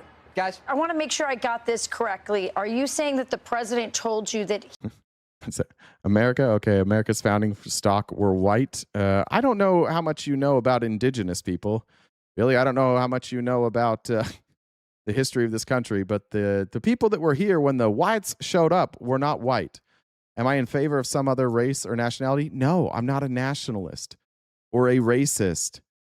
I think people, I literally don't care what color skin you have. I literally don't care what your nationality is. That's bitch shit. You guys, that's like small-minded, scared bitch shit. I don't give a fuck. What I would ask you is, why do you care? Why do you care if America's majority white? I enjoy diversity. I like that. I like diversity of culture. I like where I live in Arizona. Like, there's a lot of like Hispanic culture. There's a lot of Mexican culture. Where I used to live, like I lived out by Intel, so there were a lot of people that were on H-1B visas. One of the things that I love to do, like a park right by my house, all these people that worked at Intel used to play cricket. I had never seen cricket ever. And then on Saturdays they'd play cricket, and then they would make food, and they would give me food, and I was like, oh, holy shit. I've never had Indian food before. It was the first time I ever had Indian food. It was fucking great. I love that. There's a Creole festival that I go to in downtown Chandler. I like diversity. I don't want tater tot fucking casserole and shitty country music all the time. I like diversity. I want somebody who's different than me, because like I said, like, our brains might work differently, but my brain needs to be stimulated a lot. And it's not stimulated by the same shit every day. I think being a white nationalist or somebody who believes that like there is a superior culture is kind of just like fear. You don't like things that are different than you. You're afraid maybe to try things. I don't know. Spicy foods are scary. I get that. But yeah, I don't care. The last, like, if the United States started making rules where, like, if Donald Trump had his way and we continued down this, and it was like, we're going to take back the white majority, I swear to God, I would bounce. Not on principle, not on like, oh, I don't, like, I'm leaving because there's racists, because there's already racists here. But like, I don't want to live in a country like that. I like diversity. It's something that brings a lot of like joy into my life. I think the other way of thinking is really weird. It's really fearful. I grew up in Utah. I grew up in Utah County. I've told this story before. I went to one of the biggest high schools in Utah. There were 3 people in my high school that were black, maybe a handful of Hispanics. Everybody else was white, and everybody had the same religion. So everybody had the same views. Everybody had the same morals. Everybody was exactly the same. It wasn't fun. It's one of the things in a community like that, where what you find is that then people, when there's not a lot of diversity, people try and figure out ways to be individuals without like removing themselves from the crowd. And you get a lot of like really strange shit. Anybody watch Secret Lives of Mormon Wives? Did any of you watch that? I know some of the people that are on there, but I had never watched like a whole episode. I watched a couple episodes the other day. Do you wonder why they're fucked up? When you watch that, or you're like, this isn't normal. It is. It's very fucking normal in Utah. It's very, very fucking normal to be that vain, to be that vapid, and people don't have healthy outlets. Want to know why they're all swingers? Want to know why they can't have stable relationships? Because they were born and raised in a church that told you if you have sex, you're going to hell. It was murder, and then it was sex. And then these people grew up with regular hormones having sex, and it fucked them up. And so that's why they can't have normal relationships. That's why they are so vain. That's why they are so obsessed with their appearance. That's why they're constantly doing work on their appearance, surgeries all the time. And no disrespect to that. Like that doesn't bother me in the slightest. If you want to get Botox, get Botox. You want to get new boobs, get new boobs. I'm not judging. But if you don't fix if you aren't fixing your inner self, like none of that stuff is going to fix anything. And you watch them. Like they never eat. They all have, all the women have eating disorders. All of them are consistently trying to keep up with the other ones. They're all dressed to the nines, and they're all fucking miserable. Diversity of thought, diversity of opinion, diversity of culture, diversity of morals, like it changes that. It's different. And so I don't like that world. I didn't like living in that world. So that's mostly why I'm against white nationalism. And thank God I left Utah. Thank God I traveled this country. Like I've lived in, I don't know. I think I've lived in like 25 states or something like that. I'd have to count it up again. I've lived in a lot of very diverse places, and I remember the first time I went to a church that wasn't Mormon church. I was in Virginia Beach. I think it was in Virginia Beach. It might have been in Newport News. I can't remember, but I was selling pest control, and I met this black family, and they're like, "You want to come to church with me?" And I was like, "Hell yeah, I'll come to church with you." And I wasn't ready. They should have warned me. First of all, if you go to a church that speaks in tongues, I think you have an obligation to tell people that you invite that your church speaks in tongues. So I was not ready for that. But I was sitting in the pew, and they started playing the music, and then all of a sudden, it was like half the congregation turned into chickens, and I was like, "Oh, fuck!" But then after we went out, they had a barbecue. Did you know greens can taste good? Did you know that? Did you know like collard greens or like spinach? We had chard growing up. Did you know you can do other things besides just put a little lemon juice on it? Did you fucking know that? Did you know mac and cheese doesn't always come out of a box? Have you heard of ham hock? You know what that is? There were all these foods. I'm just like, holy shit. The only fried chicken I'd ever had in my whole life was like KFC. And I'm like, this must be the greatest fried chicken that ever existed. Every food that I ate was new to me that day. Banana pudding? Are you out of your goddamn mind? It was unfucking believable. And then the culture of those people too, like the way that they interacted was so different than my church. Like we had potlucks, and my potluck, like there were a lot of different Jell-O salads. There were a ton of casseroles, so many casseroles, lots of dry chicken, mashed potatoes, and then we all sat around quietly at tables and we talked quietly. Not there. They had music. There was a fucking talent show. They had a talent show. I was like, this is unbelievable. This is so much cooler than the church that I grew up in. And as I lived in Davenport, Iowa. If anybody from Iowa here, Quad Cities, Iowa, I will tell you, if you ever want to have a good time, like go to the Quad Cities and go to downtown Rock Island and hit the bar scene in downtown Rock Island, where you can, in one night, the first bar I went to, there was Jello wrestling. There were people doing Jello wrestling. The second one was just normal, but a mechanical bull in the middle of the dance floor. People just kind of danced around it. The third one, there was a Hoobastank concert. And the fourth one was a bar. And if you walked into the next part, it was open. They had like underground MMA fights. There were just people beating the fuck out of each other. And we're like, this is the best night ever. And then we walked down the street and got on a casino boat. And we played blackjack on a boat. It was a casino. Like, move. Go experience different cultures. I don't want to live in a place where that Pete Hegg says like this is what we want. I don't want the Charlie Kirk vision of America. That's terrible. Shout out to any of my friends in Iowa. What's my point? Maybe you missed the point. The point was this homogenization is dumb. It's also the same reason I wouldn't want to live in Iran, though, for the record here. It's ironic that the conservatives here, the conservative Americans, and like the people, the Trump MAGA Americans, you guys want such a homogenized version of America. You're the same as the Ayatollah. What's different about you? Do you want gay people to get married? No. Do you want women working? No. Should they stay at home? Yeah. Are there defined gender roles based on your religion? Yeah. You guys you're not different, really. The main difference is just like really who you think Jesus is. Right. And I think correct me if I'm wrong, but I think the Muslims believe Jesus was like a prophet, but he isn't like part of the Godhead. I think they don't think he was literally the Son of God, but I think they believe in the Immaculate Conception. I think they believe that like Mary did get pregnant as a virgin. But it's weird. Like the only difference between you seems to be like some of the ways that you dress, and then of course which version of Jesus you prefer. I grew up in Utah. I remember when Elizabeth Smart got kidnapped. The guy that kidnapped Elizabeth Smart dressed just like dressed his women just like the people in Iran, although he said he was a Christian. It's ironic. Like that's why a lot of us hate this war, because what we see is two like religious ideologies opposed to each other, and we're murdering innocent people because of that. Which is a wild thing to do when you're like, both sides are like, our God is good. You know, like Jesus is king. Allah is king. Cool. Great. What if you guys didn't murder each other over that, though? What if you guys just had those opinions separately and didn't think that we needed to murder over that? What if we didn't have this stupid fucking war?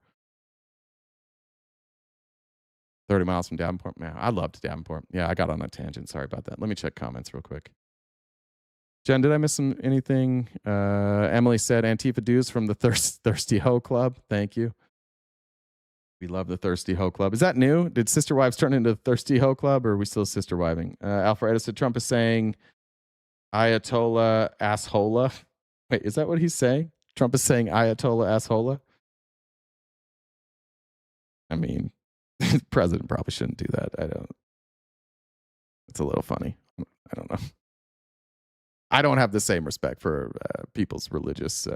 I might not be the right person to say that too. I don't really care that much. If you can make fun of other people's religions, they can make fun of yours. Then I don't care. But they would freak the fuck out if they made fun of like your God. That would be another war. Take your meds, bro.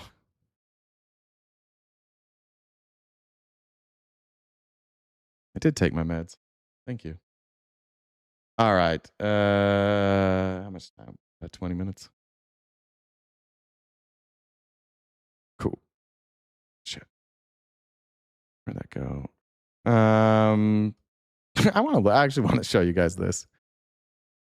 Maggie, do you know this? This is a timeline of Trump's victory. This is who is this? Abby. I don't know who this is. I just found this. But she put down a timeline of Trump's victory. I don't know if you can see this very well. March 3rd, he said, we won the war. It's April 7th now. March 7th, we defeated Iran. March 9th, we must attack Iran. March 9th, the war is ending almost completely and very beautifully. March 11th, you never like to say too early you won. We won. In the first hour, it was over. March 12th, we did win, but we haven't won completely yet. March 13th, we won. March 14th, please help us. March 15th, if you don't help us, I will remember it. March 16th, actually, we don't need any help at all. March 16th, I was just testing to see who's listening to me. March 16th, if NATO doesn't help, they will suffer something very bad. March 17th, we neither need nor want NATO's help. March 17th, I don't need congressional approval to withdraw from NATO. March 18th, our allies must cooperate in reopening the Strait of Hormuz. March 19th, U.S. allies need to get a grip, step up, and help open the Strait of Hormuz. March 20th, NATO are cowards. March 21st, the Strait of Hormuz must be protected by the countries that use it. We don't use it. We don't need it to open it. March 22nd, this is the last time I will give Iran 48 hours, open the strait. Whoops. March 22nd, Iran is dead. March 23rd, we had very good and productive talks with Iran. March 24th, we're making progress. March 25th, they gave us a present, and the present arrived today. And it was a very big present worth a tremendous amount of money. I'm not going to tell you what that present is, but it was a very significant prize. Spoiler, there was no present. March 26th, make a deal or we'll just keep blowing them away. March 27th, we don't have to be there for NATO. March 28th, took a day off. March 29th, claimed the talks were progressing. March 30th, opened the Strait of Hormuz immediately or faced devastating consequences. So on March 30th and March 20th, 48 hours he gave them. You might not be able to tell time. March 31st, claimed the deal was close and Iran would do the right thing. April 1st, see what happens. We'll see what happens soon. April 2nd, repeated that a deal was likely while warning of continued strikes. April 3rd, something big is going to happen. April 4th, said Iran must comply immediately or face further consequences. Taco. This guy's such a coward. He just talks shit. He doesn't back it up, and Iran's calling his bluff. Just withdraw. That's the honest answer. Get the fuck out. If Trump wants to save face at all, get the fuck out. He's never going to admit that he did anything wrong. Claim victory and leave. If he had decent advisors at all, that's what he would do. If any of his advisors had any say or any brains, they'd be like, dude, claim victory, leave. MAGA won't care. They're going to believe anything you say anyways. They'll just claim that, they're not going to pay attention to Iran. Tell them not to pay attention to Iran anymore. He'll just be like, don't pay attention to them anymore. We won. And you'll be like, okay, what should we pay attention to now? And then you'll just do it. He's got to have the worst fucking advisors. All right. What's this about? Here's again, Al Jazeera. Why are we doing this? University and a hospital in northern Tehran. Iran's science ministers told Al Jazeera more than 30 universities have been targeted across the country since the conflict began 5 weeks ago. Universities? Blowing up universities now. How did the universities hurt us? Tehran has threatened to retaliate with attacks on U.S.-affiliated schools. Merrily says, Jen is the best. Fuck MAGA. Love Jay. Thank you. Schools in the region. Toqat Asadi has been to the scene of the latest strikes, and he's got this report. And here we are in the northern areas of the Iranian capital at the campus of Shahid Beheshti University, where this laser and plasma research institute was targeted. On Friday, a U.S.-Israeli strike hit the university in Tehran, badly damaging those facilities. It's not the first to be targeted. Earlier this week, attacks struck the Iran University of Science and Technology. Probably woke liberalism. That's right. These were DEI attacks. More war crimes. Exactly, chat. Let's just keep doing war crimes. Last month, one of his faculty members was killed at home, along with his 2 children.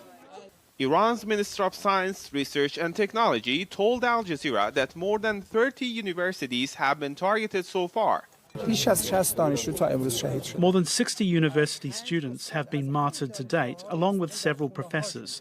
This not only brings international responsibility, but will also forever tarnish humanity's memory of the aggressors.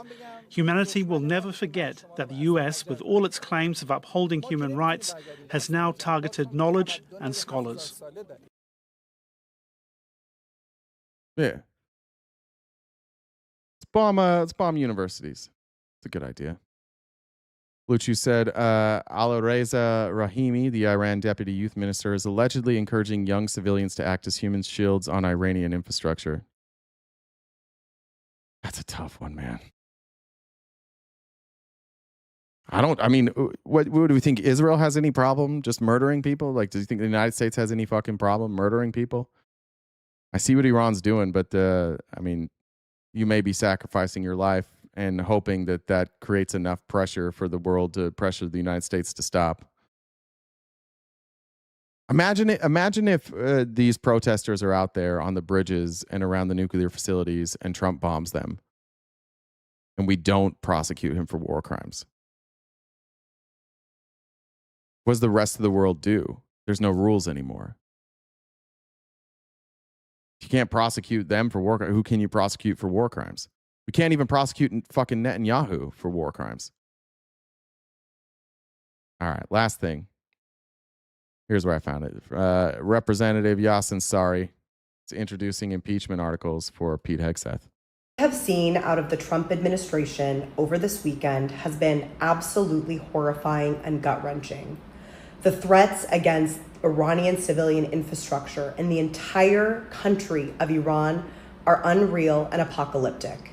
Today, Donald Trump said, quote, "The entire country could be taken out in one night, and that night might be tomorrow night." That was his quote. Iran is a country of 90 million people.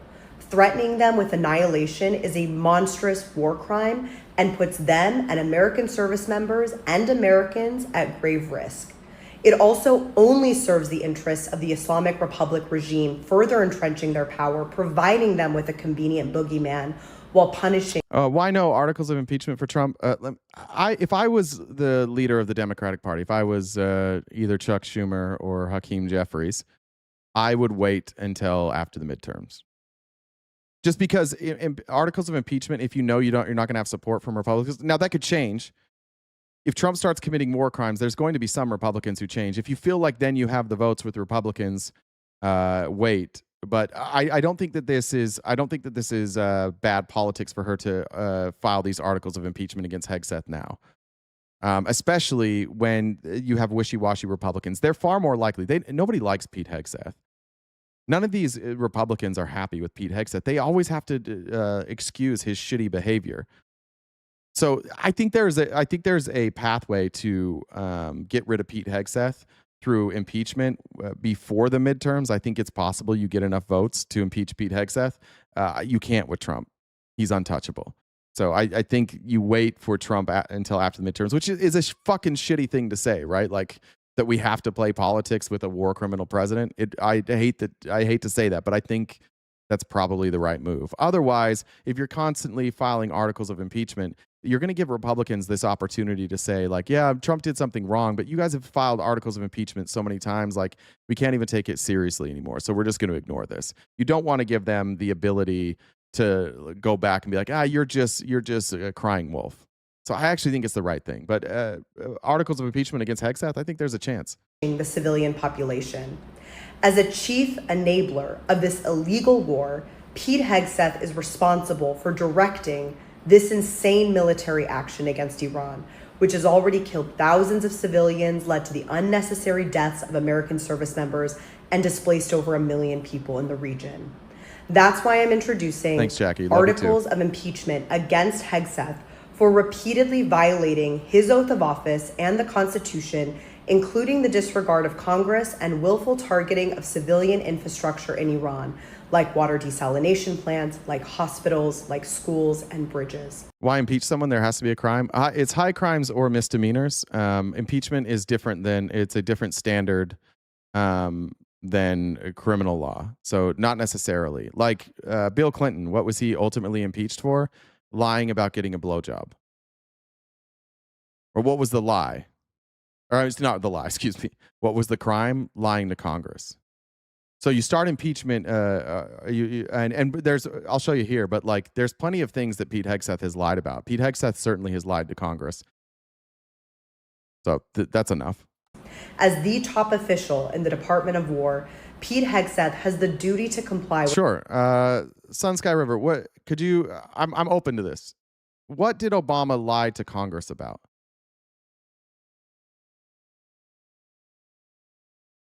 I'm open to that. I think Obama committed war crimes, for the record. I think every president in my lifetime committed war crimes. I have no problem with that. But I can't think of an instance where Obama lied to Congress.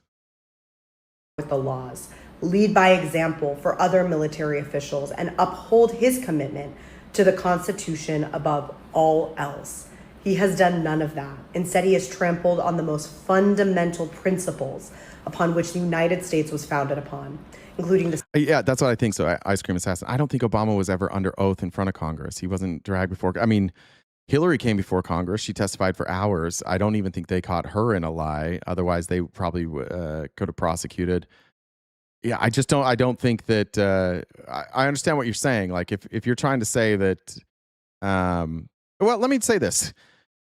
There is a difference between what Obama did and what Trump did. Effectively, they can be the same, right? Effectively, if you're drone striking, if you're dropping bombs and people are dying and you're creating radicals and you're executing regime change, effectively, it's the same, but technically not the same. Obama had authorization. Because of the war on terror, there was broad authorization that was used by Bush, by Obama, and by Trump in his first term, to basically be able to drone strike whoever they wanted because there was an ongoing authorization by Congress for the war on terror. Now, that doesn't exist anymore. So Trump and Hegseth, they actually, I mean, nothing will happen, but they should have authorization from Congress right now. It's not a gray area. They're just saying it's a gray area, and Republicans are going along with it, and nobody's doing anything about it, but it's not a gray area. You need authorization from Congress. If you're going to have troops on the ground, if you're going to do these types of strikes, we just stopped doing it. After the war on terror, we kind of just told presidents, like, do whatever you want. And it's gotten progressively worse. But I would love to see members of Congress come together when Trump is gone and rewrite the rules. Say, like, we need more strict authorization to use force across the world. But it is different. Like Trump, for example, in his first term, it was doing insane amounts of strikes. He killed Soleimani, right?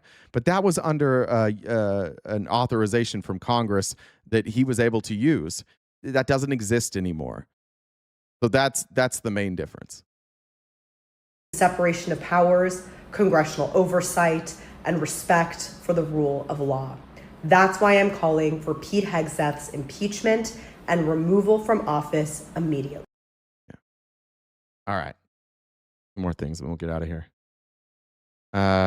Just on Hegseth, because we'll probably go a little late today because I want to show this. Remember this with Hegseth. It isn't. I think one of the things that our next members only event, which won't be a Monday night, we're going to do a Wednesday night. We'll be going back and rewatching congressional hearings. It's important to remember that all of this stuff was predictable and we saw it happening. This is Pete Hegseth being questioned as to why he fired generals. And Pete Hegseth has gone on a complete purge, and his excuse for firing generals is they don't like Trump. Do we think that's a good idea to completely purge the military every time a new president comes in? Would that, like, those of you who served, and again, I didn't, what do you think that does for continuity and for morale? If your personal politics can cost you your job when a new president comes in. Now, if you're MAGA, you're probably fine with this, but imagine now that Harris is president next, and she comes in and she purges the entire military, which, by the way, they're probably going to do. If a Democrat wins, they're going to come purge the military again. And this cycle might leave us fucked. This is going to screw our military. We set a precedent here. And you guys think you're on the right side of it, and we probably think we're on the right side of it too. Like, I want Pete Hegseth's guys removed too. But now we have this precedent set that when the president comes in, they just blow up the military. And for centuries, we haven't done that. This is new. This has kind of been ushered in with Trump. Started with Trump version 1, demanding loyalty, hiring only loyalists. Anybody who he viewed as friendly to Obama, he got rid of. Then he lost. Biden came in, tried to remove some of the shit that Trump had in there. Then Trump came back in and removed everybody Biden put in. And now we're like on this roller coaster. I don't know how we get out of it, but this certainly makes our military weaker. Whatever you want to say about these people, experience matters, continuity matters, trust matters. Not only for those who serve under you, but those who you serve with. The mass purge that will take place when a Democrat wins is going to be similar to this. There's no way you can look at this and be like, this is a good way to run our military. And I think it's silly to even have the opinion that the military generals serve at the pleasure of the president on their politics. If you want to fire military generals for refusing lawful orders, I'm comfortable with that. But if we're to the point now where we're firing people simply for their politics, that weakens our military. And our military, like, it might be as weak as it's ever been leadership-wise. It's incoherent. We have no fucking clue what's going on. We're firing people all the time. And you might like Pete Hegseth, you might not. He is completely unqualified, and he's way over his head. But here was him being questioned in front of Congress. How many generals and admirals have you fired? I don't know the exact number. But you don't know the number. It's 8. Can you explain why any of them were fired? Like, just explain why was the Army JAG fired? Why did you fire him? They all serve at the pleasure of the president. And I think no, I'm just asking you why. General Kane is a great example. I'm just asking you why. That we and need you probably learned at Princeton what why means. Why did you fire him? They serve at the pleasure of the president, and we want better representation. What a bitch. As MAGA, can we come together on this? Can we agree, MAGA, that's not an answer? Why did you fire them? Because they serve at the pleasure of the president. Can we admit that, like, what kind of man is this? This is the alpha here? Can't answer a question. Just tell us why you fired him. If you fired him for a legitimate reason, certainly you could stand here in front of Congress and be like, here's why I fired them. You fired each and every of those. You can't explain why you fired any of them? Gentleman's time's expired. Yeah. Look at that. Look at the end, too. Like, that's such a crazy question. Like, I used to run call centers. And I had somebody I reported to, the original founders of the company. If they would asked me why I fired people and I gave them this look, can't believe you're asking me that. You should be able to answer that question. And then this one. Who was it that asked what a white nationalist is? This is white nationalism. This is why we call Pete Hegseth a white nationalist, and he is a white nationalist, and he pretends not. Here's Tim Kaine and Pete Hegseth, and we'll wrap it up on this. Thank you guys in advance for all the donations. Reminder, this is our last show this week. I'm off for the rest of the week. It's an annual thing, so we won't be here until next Monday. I will be on TikTok doing debates tomorrow night, probably a little bit inebriated, so I apologize in advance. In the meantime, if anybody, you see the Venmo there, the Venmo that's GenDub1. Any donation that comes into the Venmo for GenDub1 at this point, now that the show's over, any of that will go to Jen. Full disclosure, Jen and I are business partners. If we're just being honest, I do take a bigger share than Jen gets, and so Jen's having some days off. We try and make that right, but if you feel like you want to donate to Jen, who will have the rest of the week off, please feel free to do that. Anything sent between from 1 to any of those, actually. Any money sent now until we're done will go directly to Jen. So here is Pete Hegseth now explaining his white nationalist viewpoints and his love for slavery. Well, Senator, as you know, this was never about the names of the bases they were renamed to. So you don't challenge the worthiness. Restoring all bases to their original name. Confederate we're not about erasing. Okay, history. you wanted to. You don't care about their military record. You wanted to restore the Confederate names. When you called the Gregg family to tell them that their dad's name was no longer going to be on the base, what was their reaction? Now remember that we had renamed some military bases and taken off Confederate names off of these military bases for the obvious reason that those were traitors. Those were legitimate traitors to our country. They took up arms against the United States of America in defense of slavery. Even if you are like one of those Republicans who still thinks slavery wasn't such a bad thing, why would we have military bases named after traitors?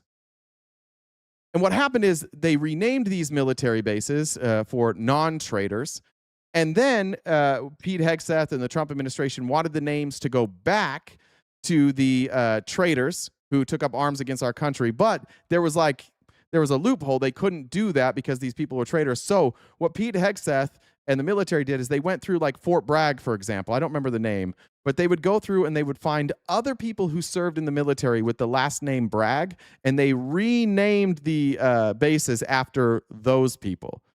It's one of the dumbest fucking things I've ever seen. Like it's pathetic. And he'll even admit here that they wanted the Confederate generals' names on there. And they're like, we want to remember our history. Excuse me. What other traitors do we openly celebrate?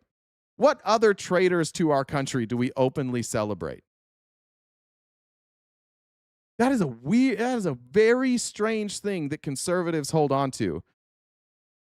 The people who tried to take over our country, you guys are the party of Lincoln, aren't you? So you always say, look, the Republicans freed the slaves.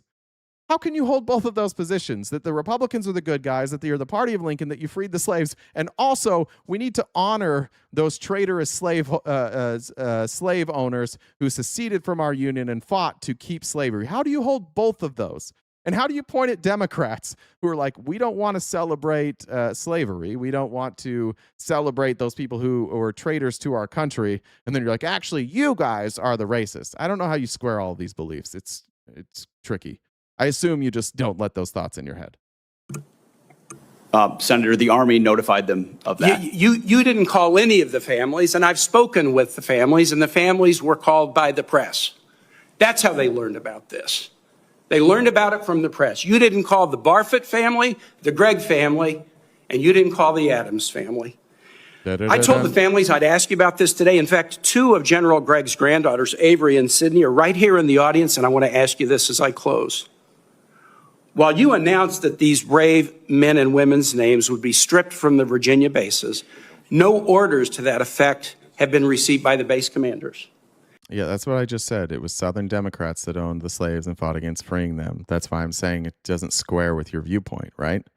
Now, you guys can pretend the party change didn't happen. You can pretend that like the South, who is all Republican, they all magically stopped being racist, and the North, who was still racist but didn't have slaves, that the North then became racist. But I don't know how you square any of these ideas. It's just bumper sticker shit.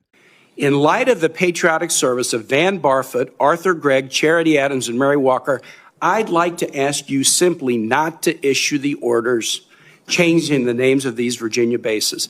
These families, my Commonwealth, are very proud of these heroes, very satisfied with these names, and ask you not to change them. Will you honor these exemplary patriots and keep their worthy names in places on the bases they loved and where they served? Well, Senator, I'm sorry that inserting racism into a discussion about slavery is exhausting for you. They certainly, there was nothing racist about slavery. You're right. I'm sorry to exhaust you, Sun Sky River, you frail little bitch. Very much thank and appreciate them for their service, and we'll find ways to recognize them, but the orders will soon be going to those bases to change the names back to the original name that never should have been changed. Mr. Secretary, I'm somewhat puzzled. I grew up in Virginia where Robert E. Lee was revered. I think when I was a kid, his birthday was a school holiday. But as I grew... Why was the Republican Party formed? For representation. That's why all political parties are formed. Thank you for coming to my TED Talk. Older and learned more about American history, I learned that he fit the classic definition of a traitor. He took up arms against his country. He broke his oath as a member of the United States Army, which he took upon entering his career at West Point. Oh, it wasn't formed for representation. It was for Lincoln. They didn't want representation. They didn't want to create a party with representation. Oh, okay. They just did it just for Lincoln. Why are you going through these incredible gymnastics, finding current soldiers or other soldiers to rename? And you slipped a minute ago. You said we're returning these bases to their original names. Robert E. Lee, leading general of the Confederacy, Pickett, the other names. Why are you doing this? I don't understand what the motivation is to rename bases for people who took up arms against their country on behalf of slavery.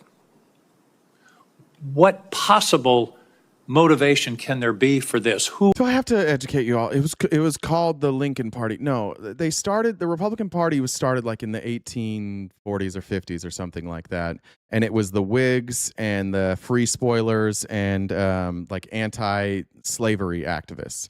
And there was something called like, if you're familiar with the Missouri Compromise, there was another agreement that was found called the Kansas-Nebraska Act, which allowed slavery to then be expanded into other states that previously were not allowed because of the Missouri Compromise. And so the Republicans were directly opposed to that. They weren't like necessarily, let's get rid of slavery.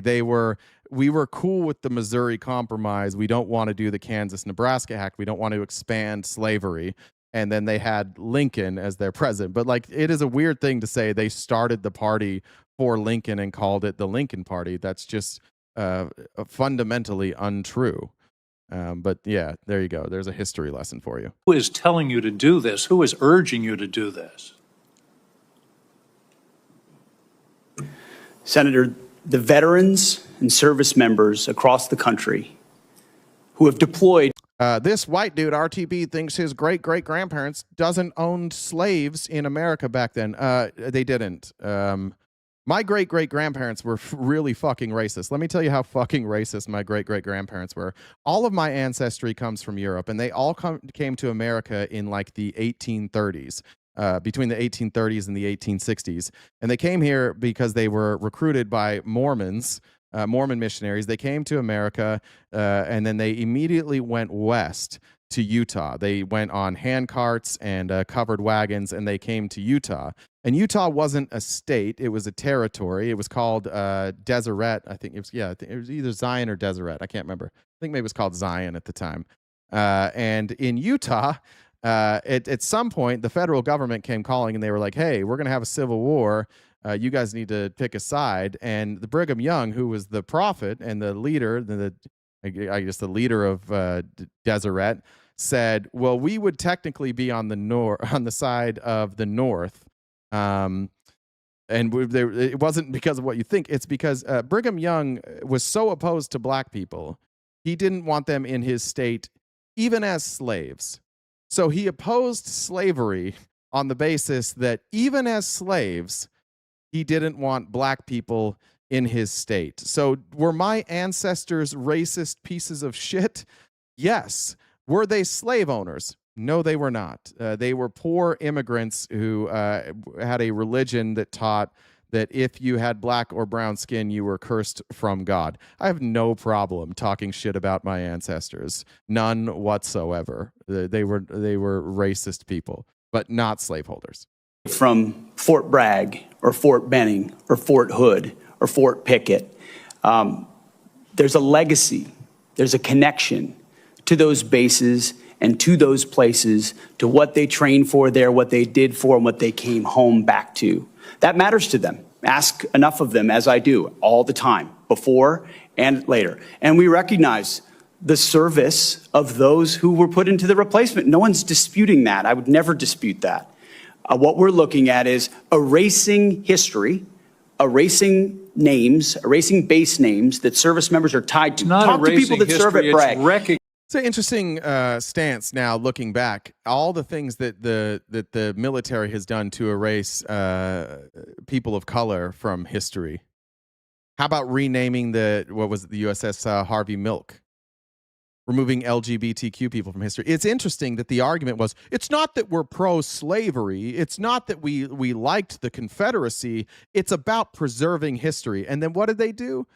They went through. They literally are burning books and pulling out files of any sort of history that the Tuskegee Airmen, like they have went through and they have whitewashed our history. It 100% was always about racism.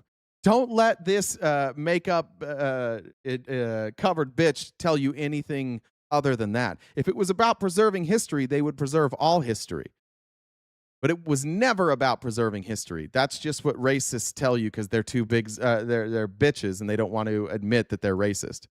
Ask people that serve at Fort Bragg or Fort Benning if they like the fact that the names have been returned. And to a man and to a woman, they will tell you, thank God we're back to Fort Bragg, and thank God we're back. And thankfully, because so many men and women in this country have served, there's a Benning and a Bragg and a Pickett and a hood has a Silver Star or a Medal of Honor that we could rename the base to because of the limits of what Congress allowed us to do. So, yeah, we took non-heroes, people who didn't necessarily do super extraordinary thing, and we liked their name because it matched the Confederates, and so we named the bases after them instead.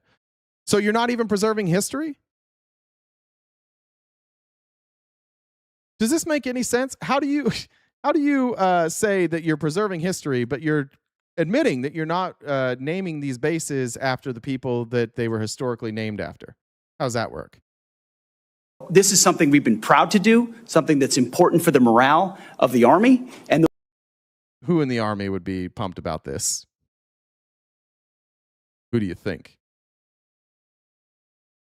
Which group of people in the Army might be pumped about this? those communities appreciate that we've returned it back to what it was instead of trying to play this game of erasing names. You're focusing on renaming bases for Confederate generals. You said just now to Senator King that to a man and to a woman, we would rather be... To be clear, Ronnie, Pete didn't wash out of the National Guard. He was so racist that his own, what do you say, platoon, reported him and got him thrown out. They hated him so much, and he was so racist that they got him out. Associated with the old Confederate names. Well, I am one of those women. I served at Fort... Is the Army full of white nationalists and Klansmen? There's plenty of white nationalists and Klansmen in the military. Yes, I don't know what the percentage is, but there's a lot of them. Rucker, Alabama, a base that was named for a traitor who took arms against the United States of America, led troops who killed Americans.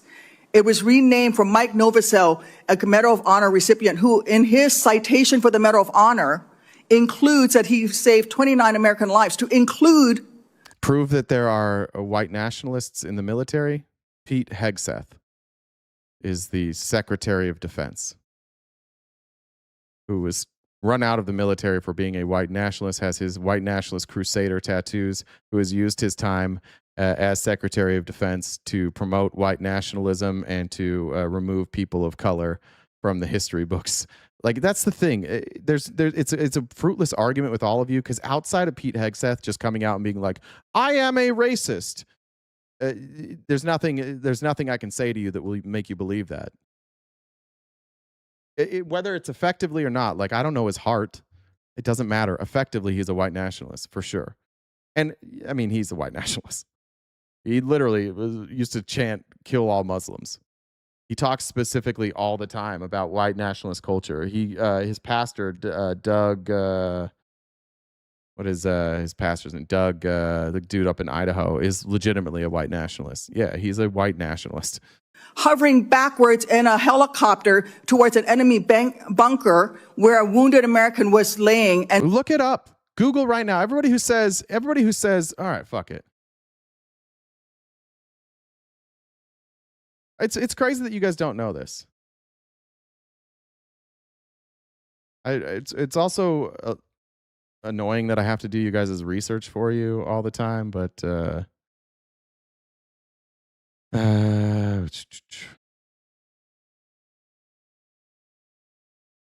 what's this New Yorker one? Is it going to be behind a paywall? It's previously undisclosed whistleblower report on Hegseth's tenure as the president of the Concerned Veterans for... actually, let me go up here. Hegseth's record before becoming a full-time Fox News TV host in 2017 raises additional questions about his suitability to run the world's largest and most lethal military force. A trail of documents corroborated by the accounts of former colleagues indicates that Hegseth was forced to step down by both of the two nonprofit advocacy groups he ran for, Veterans for Freedom and Concerned Veterans for America, in the face of serious allegations of financial mismanagement, sexual impropriety, and personal misconduct. The whistleblower report on Hegseth's tenure as the president of Concerned Veterans for America from 2013 to 2016 describes him as being repeatedly intoxicated while acting in his official capacity to the point of needing to be carried out of the organization's events. The detailed 7-page report, which was compiled by multiple and former CVA employees and sent to the organization's senior management in February of 2015, states that at one point Hegseth had to be restrained while drunk from joining the dancers on the stage of a Louisiana strip club where he had brought his team. The report also says Hegseth, who was married at the time, and other members of his management team sexually pursued the organization's female staffers, whom they divided into two groups, the party girls and the not party girls. In addition, the report asserts that under Hegseth's leadership, the organization became a hostile workplace that ignored serious accusations of impropriety, including an allegation made by a female employee that another employee on Hegseth's staff had attempted to sexually assault her at the Louisiana strip club. In a separate letter, we'll just keep going, in a separate letter of complaint, which was sent to the organization in late 2015, a different former employee described Hegseth being at a bar in the early morning hours of May 29, 2015, while on official tour through Cuyahoga Falls, Ohio, drunkenly chanting, "Kill all Muslims, kill all Muslims." In response to questions from the magazine, Tim Parlatore said, we're not going to comment on those claims. Yeah, he got ran out of two organizations and the military, but they're all lying, and Pete Hegseth's telling the truth. Long before they knew he was going to be up for a nominee as a Secretary of Defense, they all made up these lies about him, for sure. Save that person, including after being taken fire himself. I know a little something about what it takes to fly a helicopter when you've been hit by enemy fire. That was heroic. I'd rather be associated with Mike Novosel than a failed Confederate traitor. All right. So, when you gonna read he's racist? What do you mean? He said he was a white nationalist. You want me to pull up this stuff about his white nationalism? You can pull that up if you want.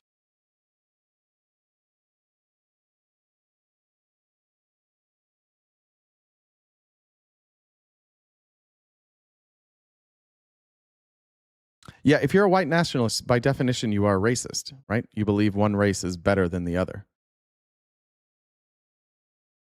Right? Vile leftist brainwashed. What, you guys get so upset when we start pointing it out.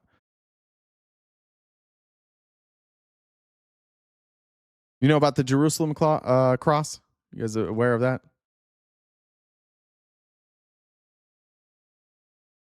Proof what? What do you want me to prove? Tell me, Nate, what do you think a white nationalist is?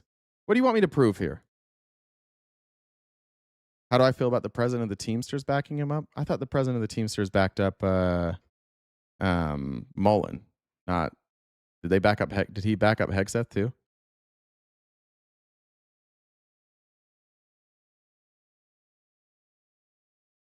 What do you think white nationalism is?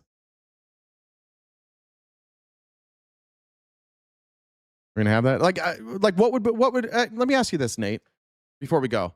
What would you accept as proof of somebody being racist? What would be a bar? Like, if you wanted to consider somebody racist, what would it take? Would it just be saying a slur? Or does it take them literally saying, I am a racist? I didn't say the military is full of white nationalists. I said there's white nationalists in the military. Somebody said, do you think the military is full of white nationalists? And I said, I don't know what the percentage is, but there's plenty of them. I know some of them. My cousin's a white nationalist, a very open white nationalist. He's in the military. Oh, no, there's tons of racism in blue states. Racism isn't like a Democrat or Republican thing. There's plenty of racists in the Democrat Party. We all know that. I mean, how do you explain Democrats coming out in record numbers for Joe Biden, but not for Kamala Harris? She ran on basically the exact same thing. It's definitely racist in the Democrat Party. Racism is not, and look, there's a lot of there's varying degrees of racism. I subscribe to this idea that racism is something that is inherent, not inherent, but is baked into our culture. And you consistently have to fight it. If somebody were to say to me, and I've been asked this, are you racist? Yeah, for sure. And I have to be aware of that. Sometimes I'll have a thought and I have to think about it. Why did I have that thought? I've told this story a bunch. I don't think we've told it for a while, but I used to, in my old neighborhood, I used to go on walks all the time at night. It's really hot in Arizona, so I would take these night walks and I would go on long walks. And I'd have headphones on, and I would walk past people all the time. I'd just be walking up and down the street. I'd walk past people.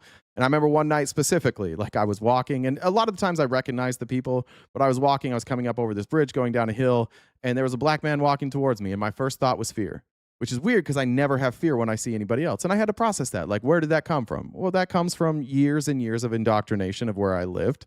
There's obviously my church believed that black people were less than, that they were cursed. I grew up as an NBA fan, hearing David Stern repeatedly call people like Allen Iverson thugs because they wore their pants baggy. You know, that's how, if I listened to rap music, my parents would take that shit, they'd throw it out the window, and they'd be like, "You're not going to listen to these thugs." Right? Like, I'm listening to rap music of people talking about what happened in their neighborhoods. Like NWA, for example. Like, not all those guys were in gangs, but they were rapping about what they saw. And so I wasn't allowed to listen to NWA. I wasn't allowed. War and Peace came out when I was like in junior high. My parents threw all that shit away. And so, yeah, like that stuff's baked in. I think the real problem that we have as a country is bitch ass white dudes.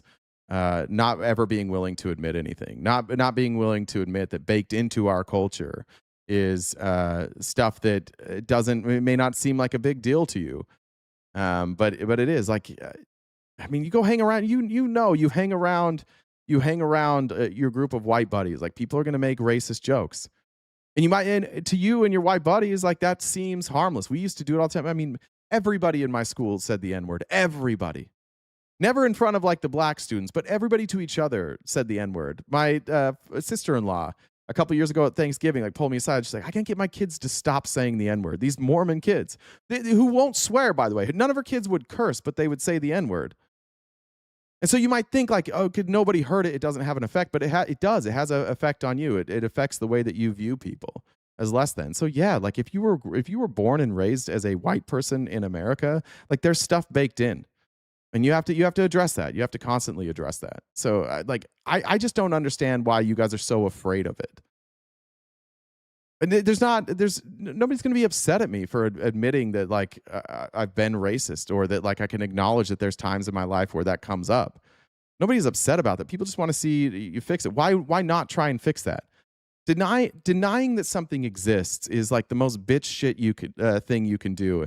And it's across the board, but my God, the people in my life that are the hardest to get to change and to like acknowledge a problem and actually do work. Like, try and get one of your white buddies to go to therapy. Try it. Tell one of your white conservative buddies that they should go to therapy.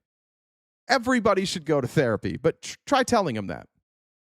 The amount of marriages I've seen, like, I'll even say, like, I'm not married anymore.